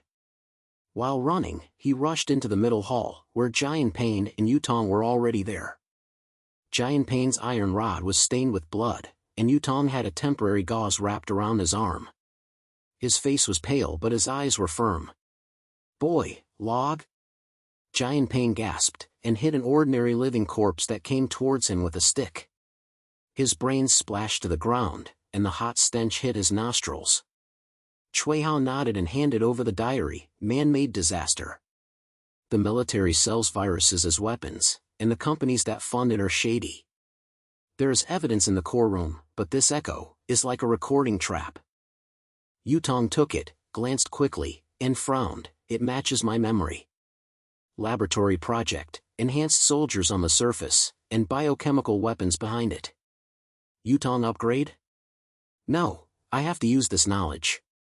She took out the medical kit from the bag and moved faster. It used to be just a bandage, but now she grabbed a tube of antiviral serum, a second-hand item picked up from the infirmary, mixed with the neutralizing agent mentioned in the log, shook it up, and injected it into the scratch on Jian Pain's arm. This is an upgraded version that suppresses mutation for 72 hours. Cui Hao, your injuries will also come. She applied it skillfully, and the blue liquid penetrated into the skin, and the coolness was like electricity, making Cui Hao's intuition sharper. My skills have been upgraded. I can now predispose detoxification and extend the combat time. Bonus points for the team. Giant Pain rubbed his arms and grinned. It's great. I feel my strength is back. Where are the supplies? The infirmary has a batch of medical kits, antibiotics, plasma, and bandages. I need to grab them. There are a group of corpses guarding the small nest, a dozen or so. Cui Hao's intuition buzzed. The climax is coming. Join forces and fight for resources. Plan. I will see through the echo and use confusion instead. Giant Pain will open the way, and you will provide backup treatment. As he was speaking, the echoes exploded and became denser. Save, betray, come to the core. The sound waves came in like a tide, making his eardrums numb. Cui Hao was dizzy, and a waveform image flashed through his intuition. It was not a simple recording, it was a sonic weapon. The frequency corresponds to the 7.83 Hz of light, but low-frequency pulses are added to stimulate the nerves of living corpses and cause them to swarm to attack humans. Original twist like lightning. Fuck, this is a military trick to prevent the mole from escaping. He growled, it's not a trap, it's a weapon. The tape recorder is behind the wall, and the frequency controls the zombies. I'll use frequency modulation to mess with them. Yutong's eyes lit up. Yes. There are old speakers in the infirmary. I changed the wiring and changed the frequency. The low frequency is changed to high frequency, which can make them kill each other. The three of them rushed to the infirmary. The small corpse nest at the door was already agitated. Dark gray shadows were layered on top of each other. The mutant with pulsating tumors took the lead, and the roars gathered like thunder. The rotten stench in the air was overwhelming, and the scratching sound of claws on the door was endless. Giant Pain's iron rod swept across, and the first one fell into the air. He growled, boy, hurry up. Cui Hao's intuitive guidance, corner control box. He smashed open the panel with an axe, exposing the wires and the recording device humming. He recorded the frequency in the log, roughly cut the cord and reconnected it. Yutong shouted in the earphone, high-frequency input, now. The sound wave reversed, the echo changed pitch, and it was high-pitched and sharp like a whistle, piercing the brains of the corpses. The leading mutant tilted its head, its mask twitched, and turned around to pounce on its companions, its claws tearing the gray skin and blood and flesh splattering. The lair was in chaos, ordinary living corpses biting each other, the roars turned into screeches of melee, intestines spilled on the floor, and sticky hot blood flowed along the floor. It's great! Eat them back! Giant Pain laughed, and the iron rod was like a windmill, smashing into the crowd, making a crisp sound of cracking bones. Cui Hao followed up with his axe, anticipating an attack from the side, and instinctively dodged, upward. The blade cut open the abdomen, and the internal organs slipped out, giving off a fishy stench. He felt like he had grown up like a tide, from a panicky kid in the tunnel to now taking the initiative to dismantle the conspiracy. This sense of responsibility was not a burden, but a wing. For the sake of Xiaomen's rice and Xiaojia's football, he had to chase it to the end and let this man go to hell.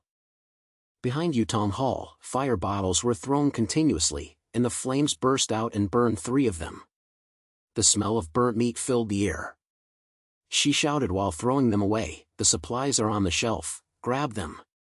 Cui Hao rushed into the infirmary, the medical box on the shelf flashed, and he swept it into his backpack, the cool touch of the plasma bag, the clinking sound of the antibiotic bottle, and the softness of the bandage roll. A mutant behind squeezed the door, and Cui Hao's intuition buzzed, bone whip. He dodged sideways, stabbed the lump with the axe, injected blue liquid, exploded with green juice, and made a sizzling sound on the acid-etched floor. Giant Pain ended it with a stick and shouted, destroy them all. The nest is cleared. The battle was over, and there were only gasps and smoke left in the infirmary. The corpses were piled with blood and flesh, and the resources were fully loaded. Yutong inspected the trophies, and the upgraded skills became more obvious. This plasma can be used for infusion and extend endurance. The detoxification I prepared can now treat minor infections. The team is invincible. Cui Hao sat down against the wall, his diary heavy in his pocket. The inner twists and turns are like waves. Fear of Doomsday? Damn it, this is a mess made by people. Someone needs to clean it up. Burning with responsibility, he stood up. Floor B2, core room. The truth is there. The source of the virus and the antidote have all been dismantled. Giant Pain patted him on the shoulder. Boy, you have become a leader. Let's go. Yutong nodded, and the headset channel was clear. As the three of them moved forward, the echo in the corridor became weaker, but deep inside the hospital, the low roars gathered together like the prelude to a storm. Cui Hao's intuition guides him step by step. An unknown conspiracy is waiting, but responsibility is like a shield, and he is ready to rush.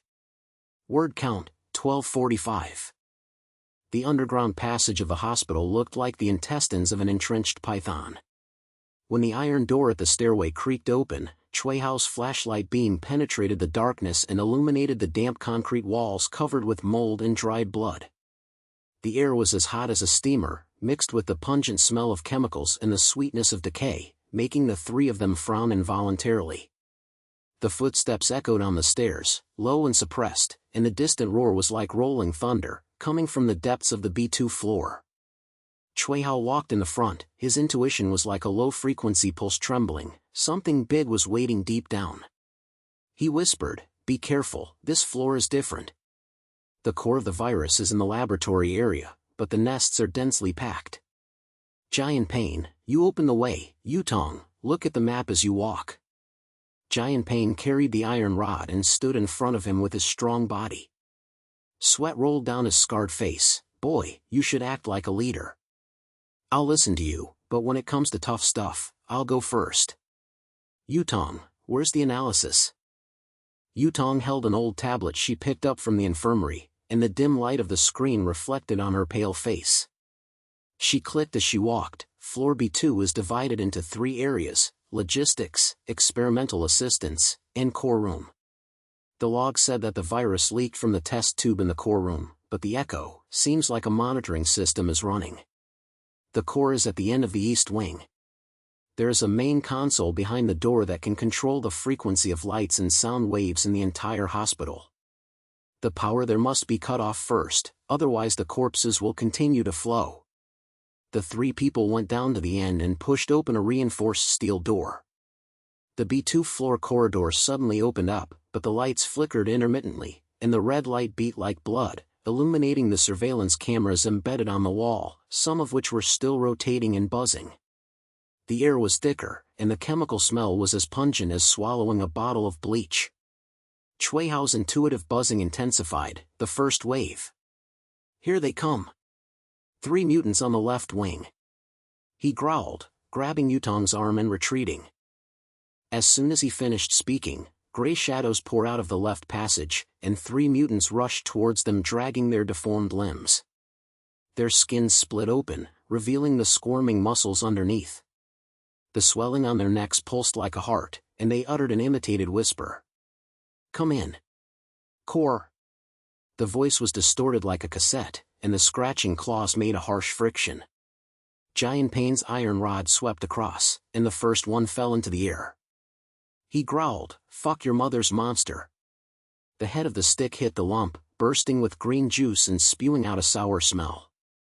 The thing twitched and fell to the ground. Cui Hao followed up with his axe and chopped off the second one's leg. The sound of cracking bones echoed. From behind, Yutong threw the bottle of fire, and the flames burned the third arm, and the smell of burnt meat filled the corridor. "The first wave is clear," Giant Pain gasped, wiping the mucus off his face, "but listen, it's like a honeycomb here." "Yutong, how far is the core?" Yutong glanced at the tablet and frowned. 200 meters, east wing. But there is an auxiliary room in the middle, and there may be samples in it. Cui Hao, what does your intuition say? Cui Hao took a deep breath of sultry air, and his intuition flashed like a picture. Multiple waves, elite attack. More than one wave. The second wave is from the right, elite goods, fast. There are traps and sonic nets in front of the core, which must be bypassed or broken. Decision: go straight to the auxiliary room, grab samples to strengthen the detoxification, then cut off the power, and then enter the core. Giant Pain: you are on the front line. Yutong, you prepare the medicine, I will guide and make decisions. Giant Pain nodded and grinned. Okay, boy, your mind works very fast. Let's go. They had only taken a few steps forward when the second wave came. 5 elite mutants burst out from the right wing passage. They were as agile as wolves. Their bone whips swung, cracking the floor and sending debris flying like rain. The leading one was particularly fierce, with a lump as big as a fist, its red eyes locked on Cui Hao, and a high-frequency buzzing sound that made the eardrums hurt. Fuck, enhanced version. Giant Pain roared. The iron rod blocked the first whip, causing him to take 2 steps back and his mouth went numb. Cui Hao's intuition has been upgraded. It's like there is an extra radar in his head, and he can predict the trajectory clearly. Whip arc, flash left. He avoided it sideways, and Lai Yutong rolled into the groove of the side door. Giant Pain, lead it into the narrow passage. Yutong, analyze the weakness. Giant Pain fought on the bloody front, swung the iron rod repeatedly, and broke a bone whip. The bloody limbs flew out, and hot blood splashed on the wall, but his arm was cut open, and blood dripped down his sleeves, staining the floor red. Boy, these bastards have learned how to double team. They can't stand it for long. Yutong squatted in the groove, quickly took out the sample tube from the bag, and dripped the plasma mixture. The elites are weak in their joints. The enhancer makes them fast, but their balance is poor. The fire bottle aims at the legs, and the detoxification is applied to the head of the stick, which can corrode the lumps. Cui Hao, the sonic network is 50 meters away, like an invisible wall, and the frequency will paralyze human nerves. Cui Hao's heartbeat was like a drum, and his intuition was buzzing. The boss is close. There is a giant beast awakening in the depths, and its roar is like the precursor of an earthquake. He gritted his teeth and decided, Giant Pain, retreat to my place and form a triangle of defense. Yutong, equipped with 3 tubes of powerful detoxification and painted weapons. The trap is ahead. I will break it. Use an axe to short-circuit the electric box and mess up the frequency. A flash in his mind. Afraid? Of course, this wave was like a tide. Giant Pain was bleeding, and Yutong's face was as white as paper. But Xiao Min's voice rang in her head. Haozi, hold on, I'm waiting for you at home. He gripped the axe tightly and felt his courage springing up like fire. From a panicked boy in the tunnel to now leading the entire team, this growth was not just talk, it had to be proven with his life. Giant Pain retreated. The iron rod was stained with blood, and he gasped, Boy, I believe you. Come on, you beasts. The elite group rushed towards them, whipping their bone whips together. Cui Hao predicted the first whip, upward. He jumped up to block the axe, which made his arm numb from the shock, but he averted the fatal blow. The team formed a triangle. Giant Pain's iron bar swept across the legs, breaking 2 joints, making a dull sound like broken wood. Yutong fire bottles were thrown continuously, the flames scorched one, and the screams echoed. Cui Hao's axe was smeared with detoxification, and it hit the lump. The green juice burst, and the acid-etched air sizzled. Cool. The upgrade of intuition was like a divine aid, and he counter-killed the first elite, smashing his head and splashing plasma like a fountain. However, the crisis gradually progressed. Although the elites were reduced, the third wave came from behind, with ordinary living corpses mixed in and roaring like a tsunami. Cui Hao took the lead and rushed towards the trap area. The electrical box was hidden on the wall. His intuition flashed, deadly net, paralyzing upon contact. He smashed open the panel with his axe, exposing the wires and causing sparks to fly. The frequency jumped wildly. The sound wave network burst like a bubble, and the hum turned into noise. The elite group froze and collided with each other. Giant Pain laughed, Fuck. Boy, your move will save my life. He hit the last 2 with blood and the iron rod was like the wind. There were more wounds on his body and his clothes were stained with blood, but his eyes were filled with fire. As Cui Hao gasped, his intuition rang loudly, "Boss." Behind the core door, a huge roar shook the ground, and the ground trembled slightly. "Stop! The boss is approaching, don't go in. Exit the auxiliary room and take a breather." He made a decisive decision. Jian Pain retreated, and Yutong followed. The three of them slipped into the auxiliary room and slammed the door. The shelves inside were full of test tubes and instruments, and the smell of pharmaceuticals was strong in the air. Yutong quickly swept through and grabbed a few tubes of blue serum, core sample. This can upgrade detoxification and fully inhibit mutation. Jian Pain, your injury, come, inject. Jian Pain sat against the wall, his arm bleeding profusely, but he waved his hand. "First of all, boy, your arm was scratched too." "Bloody? What's this? I've seen it worse when I was in the army." Cui Hao looked down and saw that when he blocked the whip, a bone spur cut open his forearm. The wound was gray-red, mucus seeped in, and it was burning and painful. He gritted his teeth and let Yutong handle it. The blue liquid was injected in, and the coolness flowed, but the virus backfired and made his vision darken, and his legs were half weak. "Fuck, hold on." The inner monologue was short. "Pain? Like fire, but not pourable. Xiaoqia is still waiting for Dad to tell stories, and Xiaoman is waiting for you to hold her. This injury is a medal, you have to get up and lead." The courage to break through was like a wave. He stood up straight and pushed Yutong away. "I'm fine. The boss is the ultimate mutation, the source guard. Decision, use samples to prepare bombs, cut off the power and blow up the door, and the team will come together." The loud roar outside the door was approaching, and the boss-level threat crashed into the door. The steel plate was dented and banged like a drum. Yutong prepared the medicine quickly. "The bomb is ready, acidic high-temperature mixture, aim at the core of the mass." Jian Pain stood up, the iron rod dripping blood. "Boy, you take the lead, I will follow." "Come on." Cui Hao pushed open the door and walked out, intuitively predicting the boss's trajectory: a huge body, mutated 8 arms, and lumps like brain pulsations.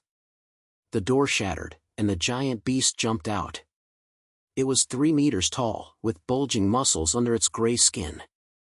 Its 8 bony arms swung like whips, and its roar shook the lights out. The air is twisted and the smelly wind blows in your face.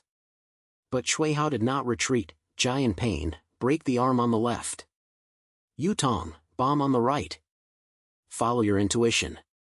The team rushed forward. Jian Pain's iron bar hit an arm, and the bones cracked. Yutong's bomb hit a lump, bursting with green smoke and acid corrosion. Cui Hao's axe penetrated the core, dodging 8 arms in a predictable arc. The blade was deeply sunk, and virus juice sprayed hot. During the battle, Cui Hao's arm wound split open, blood mixed with mucus flowed, and his vision was blurred, but he persisted and shouted in his heart, "For the sake of home, rush." The boss swept his arm, and he rolled to the ground in anticipation. He got up to hit the target, and the cracks in the mass expanded. The cool point breaks out, and a counterattack is in sight, but the gradual crisis is like a shadow. The boss's roar summons the remaining corpses, and the footsteps surge. Suddenly, a light flashed behind the door of the auxiliary room, the surveillance screen lit up, and the recording automatically played. "An accident, the experiment went out of control, the sponsoring company forced us to speed up."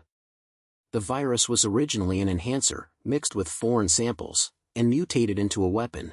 The inner ghost betrayed, and there is a full video in the core room. Save. The suspense climax was thunderous, and the puzzle pieces in Cui Hao's mind came together. It was not a pure accident, but an experiment out of control and a conspiracy.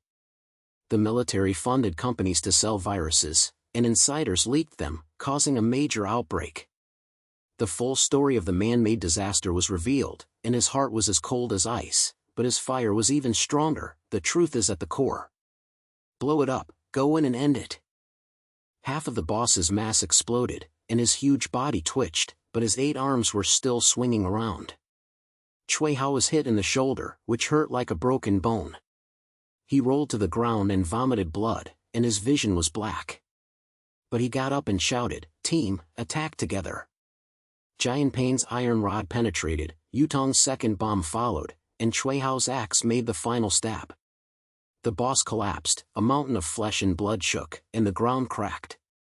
The group of corpses approached, roaring like a wave, but the three of them retreated to the auxiliary room, and the door was closed. Cui Hao wiped the blood while gasping, "Hold on, the core door exploded, the truth and the antidote are inside. Prepare for the final conflict." The footsteps outside the door were like a torrential rain, and the crisis was approaching. Cui Hao's pain burned his heart, but his eyes were firm and the fire of leadership was blazing. Word count, 1248. The door to the auxiliary room slammed shut, and Cui Hao slid down against the steel plate. The wound on his shoulder was burning with pain, and blood mixed with mucus dripped down his arm, staining the dust on the floor red. The roar outside was like a heavy rain hitting the wall, and the claws of the corpses scratched the door, making harsh friction, like countless nails scratching on a blackboard. Jian Pain was breathing heavily, holding the iron rod on the ground. Blood was still dripping from his arms. His face was as white as paper, but the fire in his eyes was not extinguished. Yutong knelt next to him, the needle in his hand flashed with blue light, and he injected the antidote quickly. "Hold on, Jian Pain. This thing can stop the bleeding, but the boss's blow, you broke 2 ribs. Cui Hao, your shoulder needs to be bandaged." Cui Hao gritted his teeth and waved his hands, feeling that the edges of his vision were getting dark, but his intuition continued like a whisper. The core chamber was close, and the virus's heart was pulsing. There is no time, the corpses are blocking the door, and the boss's body is still moving. Behind the door is the core, you have to blast it and rush in.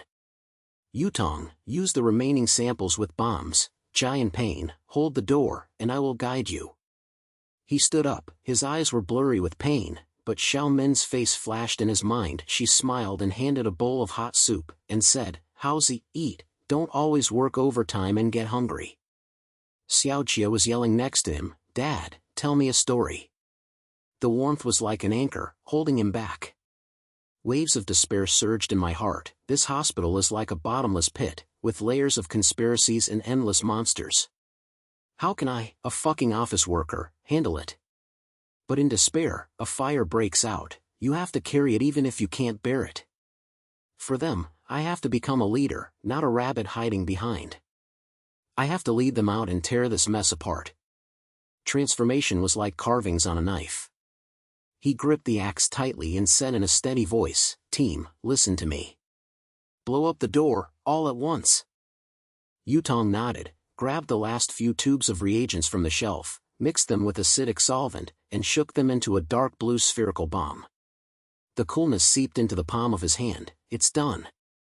This can corrode the core of the virus, but the remaining body of the boss will protect it. Cui Hao, your intuition, lock in the weak points."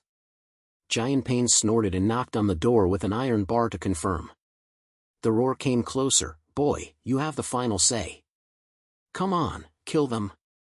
Cui Hao took a deep breath of sultry air, and his intuition buzzed like a radar scan. The boss behind the door is reorganizing, and the mass is regenerating. He smashed the door lock with an axe. Yutong threw a bomb, blue light burst, the door panel dissolved like wax, acid smoke filled the air, and he choked and coughed. The corpses were thrown into the air, and Cui Hao swept across with his axe, cutting off 3 heads. Blood spurted out like a fountain and stuck to his face with heat. Jian Pain followed up with the iron bar, smashing the back row, and the sound of cracking bones echoed. Behind Yutong, the needle was like a dart, stabbing a lump, injecting blue liquid. The monster twitched and fell to the ground, and the green juice corroded the floor. They rushed into the core room, and the space suddenly opened up, like an underground laboratory, with instruments and test tube racks embedded in the walls, red lights flashing like blood, and humming currents humming. In the center is a huge glass cabin, with green liquid churning inside. The core of the virus is a pulsating mass of flesh that beats like a heart. The surface is covered with filaments that connect the lines throughout the room. The chemical smell in the air was so strong that it stung the lungs, mixed with the rancid smell, making Cui Hao's stomach churn. But the boss's broken body has regenerated, and he is 4 meters tall. His 8 arms have mutated to become even more ferocious. The lumps under his gray skin are like bulging brain cores. His eyes are focused on them with red light. His roar makes the lights explode, and debris falls like rain. Fuck, this beast is immortal.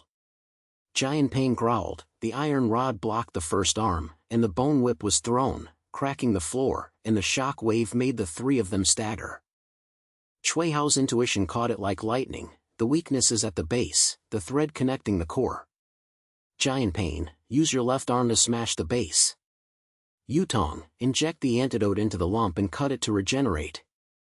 He roared, leaping up with the axe, predicting the trajectory of the whip and dodging sideways, hitting the joint of an arm with the blade, making a muffled sound of flesh tearing, and hot blood splashing all over his body. The battle broke out, and the echoes and lights intertwined into a terrifying symphony. The boss's roar echoed like thunder, the red lights flashed faster, and the buzzing pierced the brain, like countless needles pricking nerves. Ordinary corpses poured in from the side door, their shuffling footsteps hitting the ground like drums, their claws waving, and the smelly wind blowing in their faces. Giant Pain's iron rod was like a windmill, smashing into the base. The head of the rod was embedded in the silk thread, and arc sparks flew everywhere. The boss roared in pain, swung his 8 arms wildly, hit his shoulder with a whip, and blood spurted out. He groaned and knelt down. Boy, hold on. Yutong rushed forward, the needle pierced the mass, the blue liquid seeped into it, the flesh core twitched, and the green juice overflowed and corroded the air, sizzling, weakened. Regeneration is 20% slower. But a group of side attack zombies pounced on her. She lowered her body and ducked, throwing the fire bottle to burn it down, and the smell of burnt meat filled the air. Cui Hao swung his axe continuously, predicting every step, dodge to the right, and pick up. He cut off an arm and the picture was clear in his mind, but the pain in his shoulder was like fire and his vision was blurred.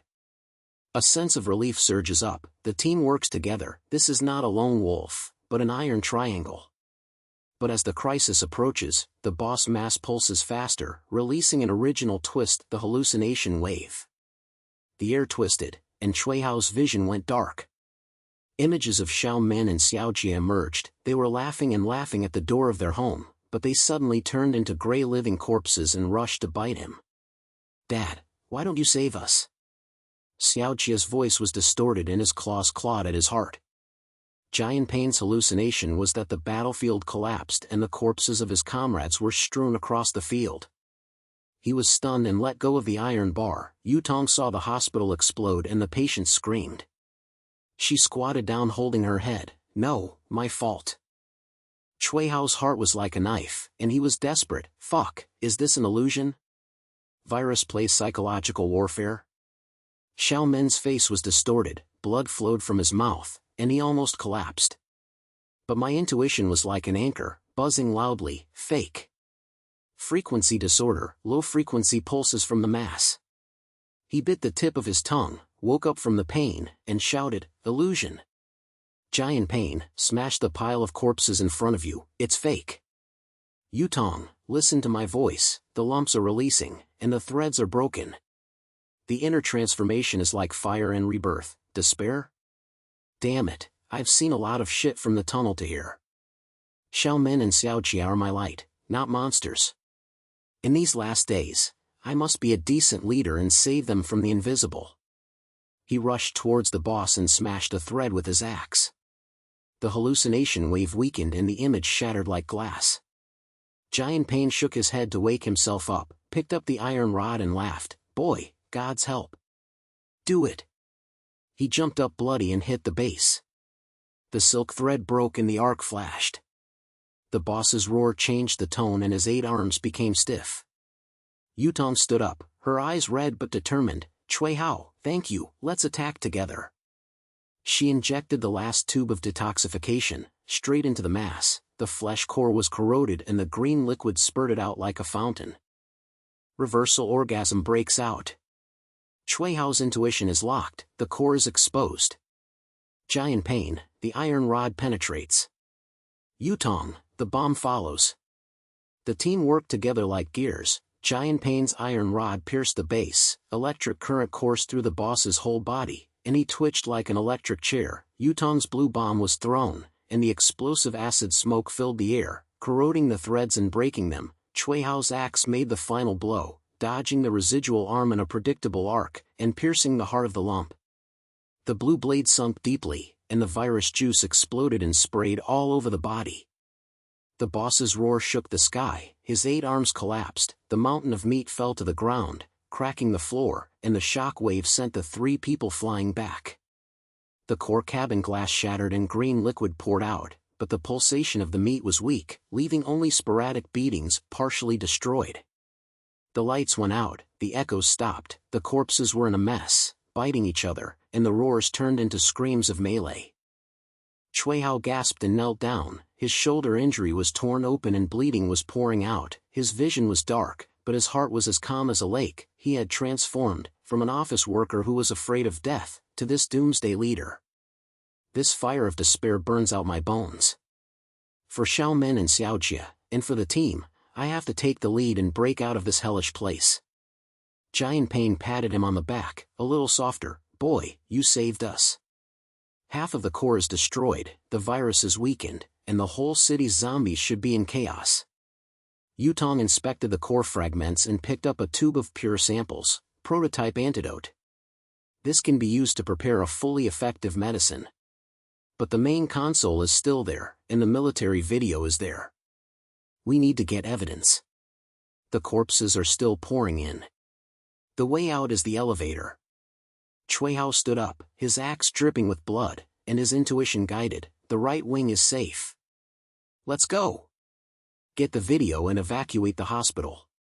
The Doomsday counterattack starts from here. The 3 of them marched forward in blood. The red light in the core room went out, leaving only smoke and blood. But ahead, the roar deep in the hospital was much weaker, like the aftermath of a storm. Their steps were firm, the leader's fire was blazing in Cui Hao's chest, and the unknown exit was ahead, waiting for the final counterattack. Word count, 1246. The air in the core room was like fire-baked glue, so sticky that it made Cui Hao's lungs feel hot.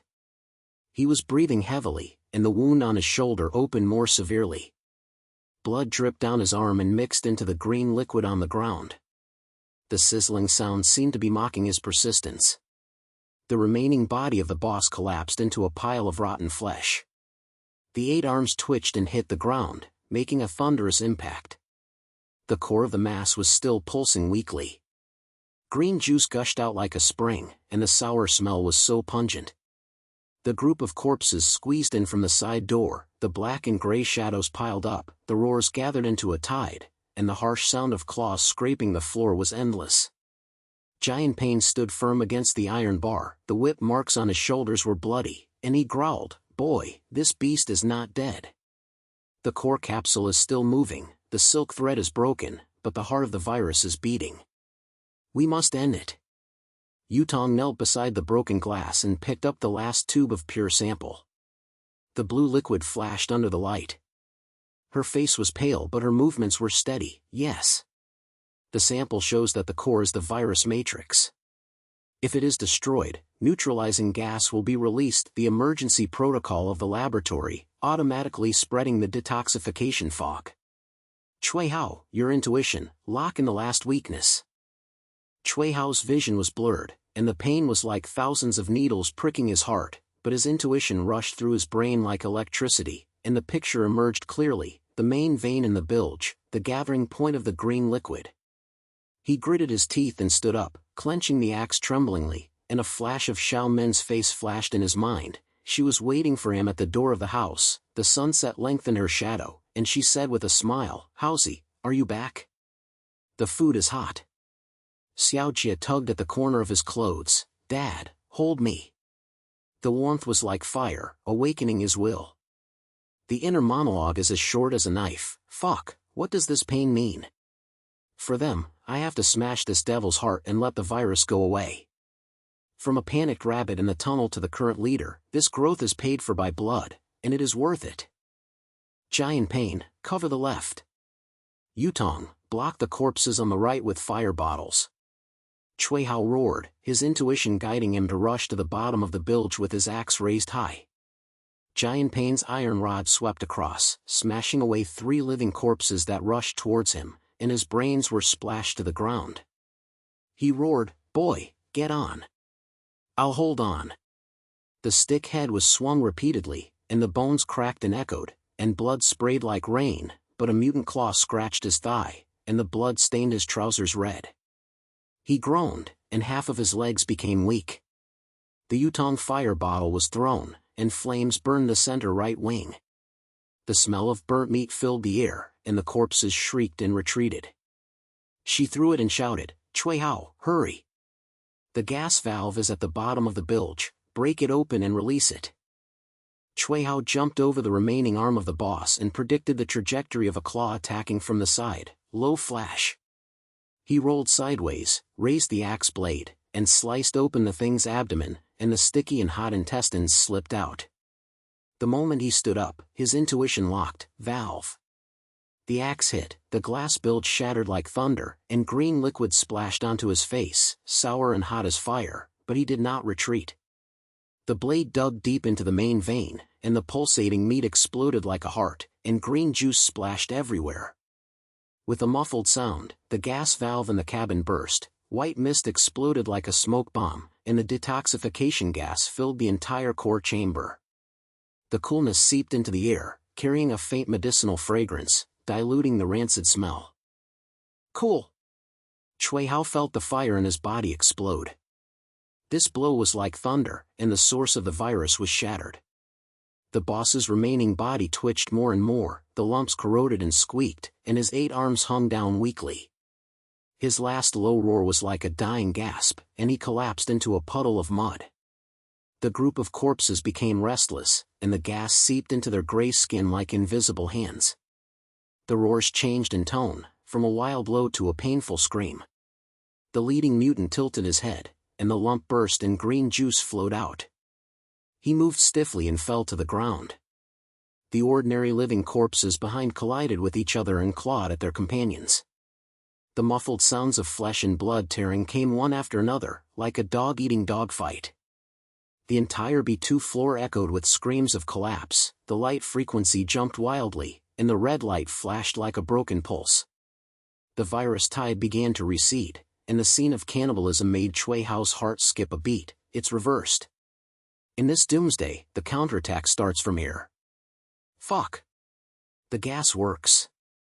Giant Pain laughed, and smashed the last corpse that rushed towards him with the iron rod. Plasma splashed on his face, and he wiped it off. The injury on his leg made him stagger, but his eyes lit up. Boy, your intuition is a stroke of genius. The whole city's corpses are about to be in chaos. Yutong rushed forward, supported Cui Hao, and quickly injected the needle into his shoulder injury. The detoxification gas is spreading, the inhibition rate is 80%, but the core room is closed and must be evacuated.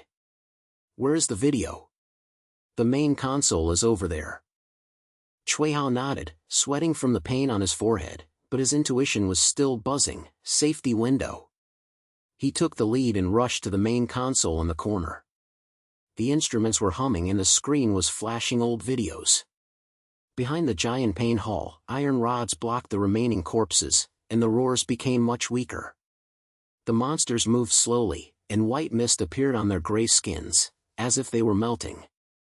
Cui Hao smashed open the countertop, grabbed a device that looked like a USB flash drive, and the scene was automatically broadcast inside, a high-level military meeting, with blurred figures discussing the sale of virus weapons, overseas companies bidding $1 billion, enhancers mixed with different strains, and controlling the world. The insider leaked and caused loss of control, but the evidence was destroyed.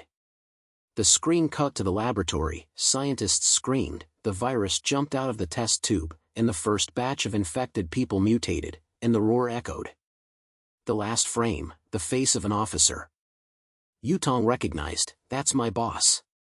He sold us out and funded a multinational consortium that wanted to use the virus as a biochemical bomb to control resources. The full picture of the conspiracy, it was not an accident, it was a catastrophe caused by greed. The video evidence is enough to overthrow the remaining forces. Cui Hao stuffed it into his pocket and his heart was as cold as ice. man-made disaster has come to this extent, and the whole world is being sold for money? But the feeling of refreshment outweighed the chill. The opening was like opening a lock, and the suspense was gone. He growled, "I got it. Escape to the elevator, my intuition says it's safe. Giant pain, take cover, Yutong, help me." The three people retreated bloody, the corpse group collapsed faster, the gas filled the corridor, the white mist spread like morning mist, the monsters screamed and devoured themselves, and the flesh and blood was sticky and hot. Giant Pain swung the iron rod repeatedly, smashing open the road ahead. His leg injury made him grit his teeth. Boy, if this video is released, the survivors can counterattack. I hated moles when I was in the army, but now I feel better. Yutong helped Cui Hao. The gauze on her arm was bleeding, and she gasped, "The antidote gas will spread to the tunnels and hotels, and the virus will weaken for 72 hours, which is enough for us to build a base." Cui Hao, hold on, this is a turning point for mankind. Cui Hao's steps staggered, his shoulder hurt like fire, and his vision swayed, but it wasn't pain in his head, but memories flooding in. The first time he killed a corpse in the tunnel, the feeling of the iron pipe hitting his nose and the smell of blood hit his nostrils. At that time, his legs were as weak as noodles.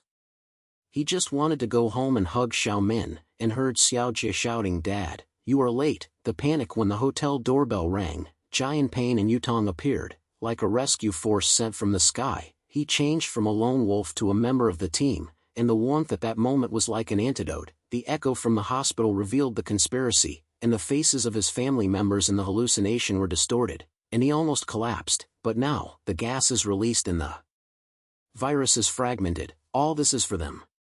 The turning point in my heart is like a wave. Howsy, you used to complain about work and mortgage, and you were afraid of this and that. What about now? A leader, for the sake of his family, he smashed Doomsday's heart. This growth is not about being happy, it is about the fire in your bones, burning your way out. With tears streaming down his face, he murmured, "Xiaomin, Xiaojia, wait until Dad comes home. The virus is over, let's rebuild." The elevator door dinged open, the red light went out, leaving only white mist. The three people squeezed in. When the door closed, the last roar of the corpses outside was as weak as a gasp. The elevator rose. Cui Hao slid against the wall during the vibration, and his intuition calmed down. The exit is near, the city is waking up. Giant Pain patted him on the shoulder. "Boy, you have changed. From a novice to a hero, we won the first battle in this Doomsday." Yutong smiled, feeling relaxed for the first time. As the antidote spreads, survivors across the city will hear the news. "Go home, Cui Hao, your family is waiting." The elevator stopped, and on the main floor, white fog seeped out from the stairs. The low roar outside the hospital had dispersed. The morning light poured into the broken windows, and the outline of the city emerged in the fog, like a reborn shadow. Cui Hao stood up, the axe was still in his hand, stained with blood, but he felt lighter. The tunnel entrance is in front of me, the hotel is waiting, and home is far away. The exhilaration of this counterattack is not the end, but the beginning. Word count, 1243. The elevator door slid open with a ding, and the dazzling morning light poured in from the broken hall of the main building of the hospital, cutting through the white mist-filled air like a sharp knife. Cui Hao was the first to step out. The fire axe was still in his blood-stained hands.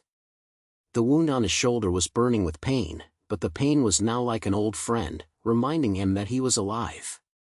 The roar outside was much weaker, leaving only sporadic low hums, like lingering sounds in the wind. Giant Pain followed behind, the iron rod scraping the floor, and he was limping because of his thigh injury. Yutong supported him, the medical bag jingled, sweat mixed with dust on his face, but his eyes were as bright as stars. "Fuck, this fog, the antidote gas has spread," Giant Pain gasped, leaning against the doorframe and squinting outside. In the hospital square, a few living corpses staggered around alone. Their gray skin began to crack, their tumors shrank like deflated balloons, and their movements were as slow as broken robots. One of them jumped towards them, but collapsed on the ground halfway, spitting green foam from its mouth, twitched twice and then stopped moving. the air was filled with a faint medicinal fragrance, which diluted the rancid smell. Cui Hao's intuition calmed down, and the buzzing turned into a warm whisper. It's safe, the road is open. Yes, the whole city will be like this, Yutong whispered, checking the tablet. The spectrum chart on the screen fluctuated smoothly. The virus matrix is broken, and the inhibition rate is 95%. The corpse group is self-destructing, and within 72 hours, most of them will degenerate into corpse shells. Cui Hao, your intuition, has it been upgraded? It feels like it is guiding the future. Cui Hao nodded, wiped the blood off his face, and felt the power in his body flowing like a river. From the panic alarm in the tunnel to the clear map now, this golden finger is no longer a life-saving straw, but his compass. Yes, things have changed since that one hit deep inside the hospital. It's not just about predicting the danger, it's about seeing the road clearly. Let's go back to the hotel first and strengthen the stronghold. My family. I have to find them. The three of them supported each other and slipped out of the hospital. The sun shone on the ruins, and the outline of the city emerged in the white mist. The tall buildings were no longer ghosts, but broken but firm skeletons. Encountering a small group of corpses on the way, 2 or 3 dragged towards them, unable to wave their claws. Cui Hao instinctively flashed, left, giant pain. The iron rod swept across, smashing the head, and there was a crisp sound of bones cracking.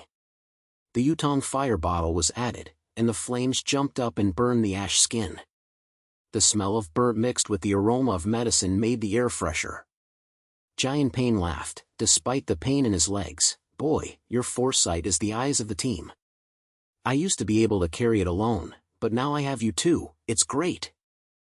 When we returned to the hotel, it was almost noon, and the sun penetrated the fog and shone on the faded signboard on the porch, like a golden rim over the ruins. Cui Hao pushed open the side door, and the hall was empty except for the blood from last night that dried into black spots. Instinct led them straight to the old guest room on the 3rd floor, where the candles were still burning slightly, and the flames danced like a welcome. They bandaged the wound first. Yutong's technique was as skillful as an assembly line. The blue liquid was injected into Cui Hao's shoulder. The coolness flowed and stopped the pain. Take a rest, she said, handing over the canned meat and water. The hotel is safe. The fog has seeped in and all the nearby corpses have been wiped out. Let's build a stronghold and start from here. Giant Pain gnawed on the meat and leaned the iron rod against the wall. Yes, strengthen the doors and windows with iron wire and wooden boards. The resources will be enough for a week, and then we will expand.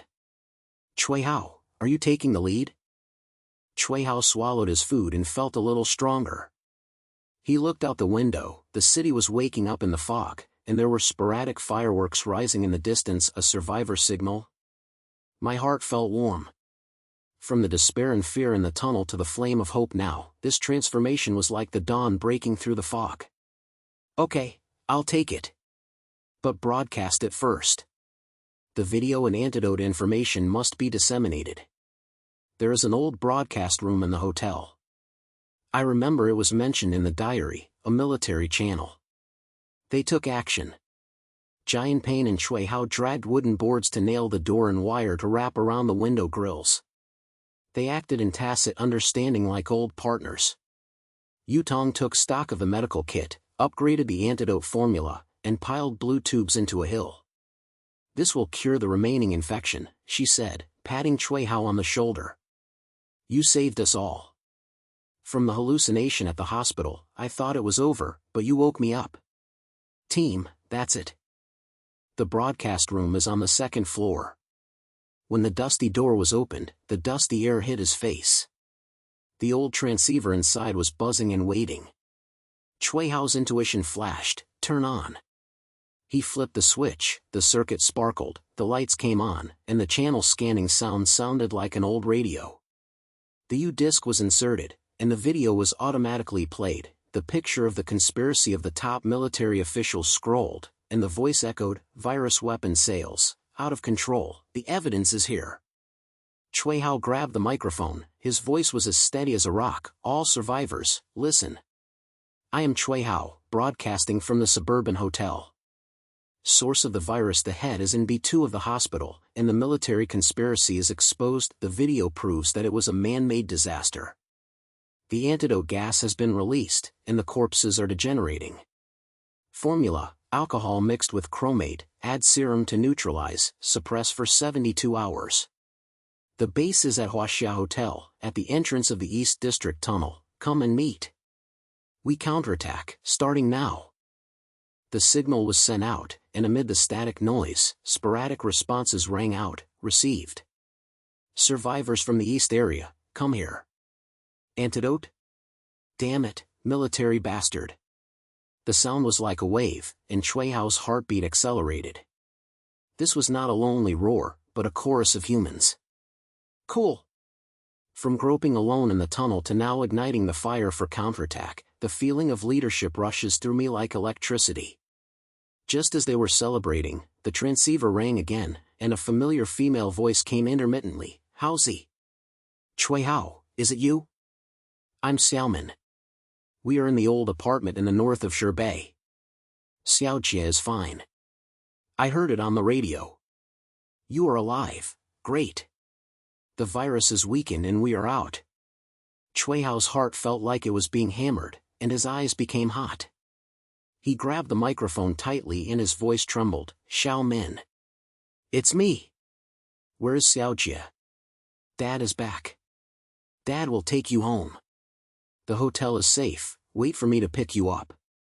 Hold on. Jian Pain patted him on the back, as hard as a brother hugging him. Boy, my family has been found.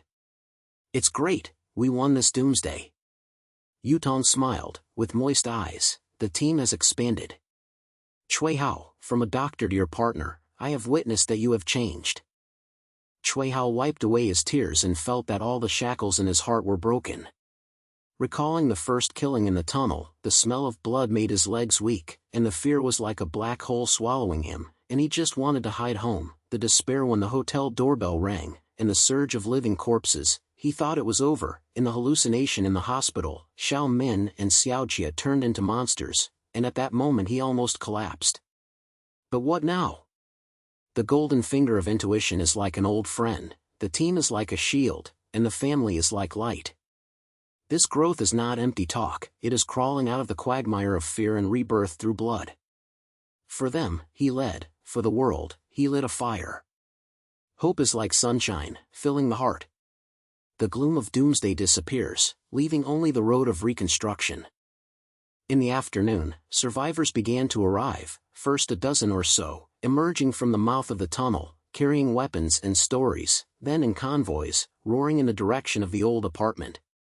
Cui Hao stood on the hotel porch, his axe replaced by a baton, and his intuition guided the assignment of tasks. Jian Pain led people to strengthen the defense line, Yutong set up a medical station, and he personally picked up Xiaomin and Xiaojie. As the sun set, they came.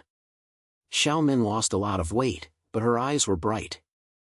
Xiaojie threw herself into his arms and shouted, Dad! You are the most powerful hero. Mom said you went to fight monsters. Cui Hao hugged them tightly, tears streaming down his face, salty and mixed with sweat. Dad is back. The monster is gone, let's rebuild our home. The team gathered around. Jian Pain laughed and handed beer. Old goods rummaged from the storage room. Yutong patted Xiaojie's head and taught him how to bandage. The survivors lit a bonfire, stories flowed in the light of the fire, and laughter echoed in the ruins. As night fell, the city lights came on sporadically, the first signal for counterattack. Cui Hao leaned on Xiaomin's shoulder, looked at the starry sky, and whispered intuitively, the future is bright. From fear to hope, he was on the right path. The end of the apocalypse, the beginning of a new era, team victory, and personal transformation are like the refreshing wind that blows away all shadows. Word count, 1249.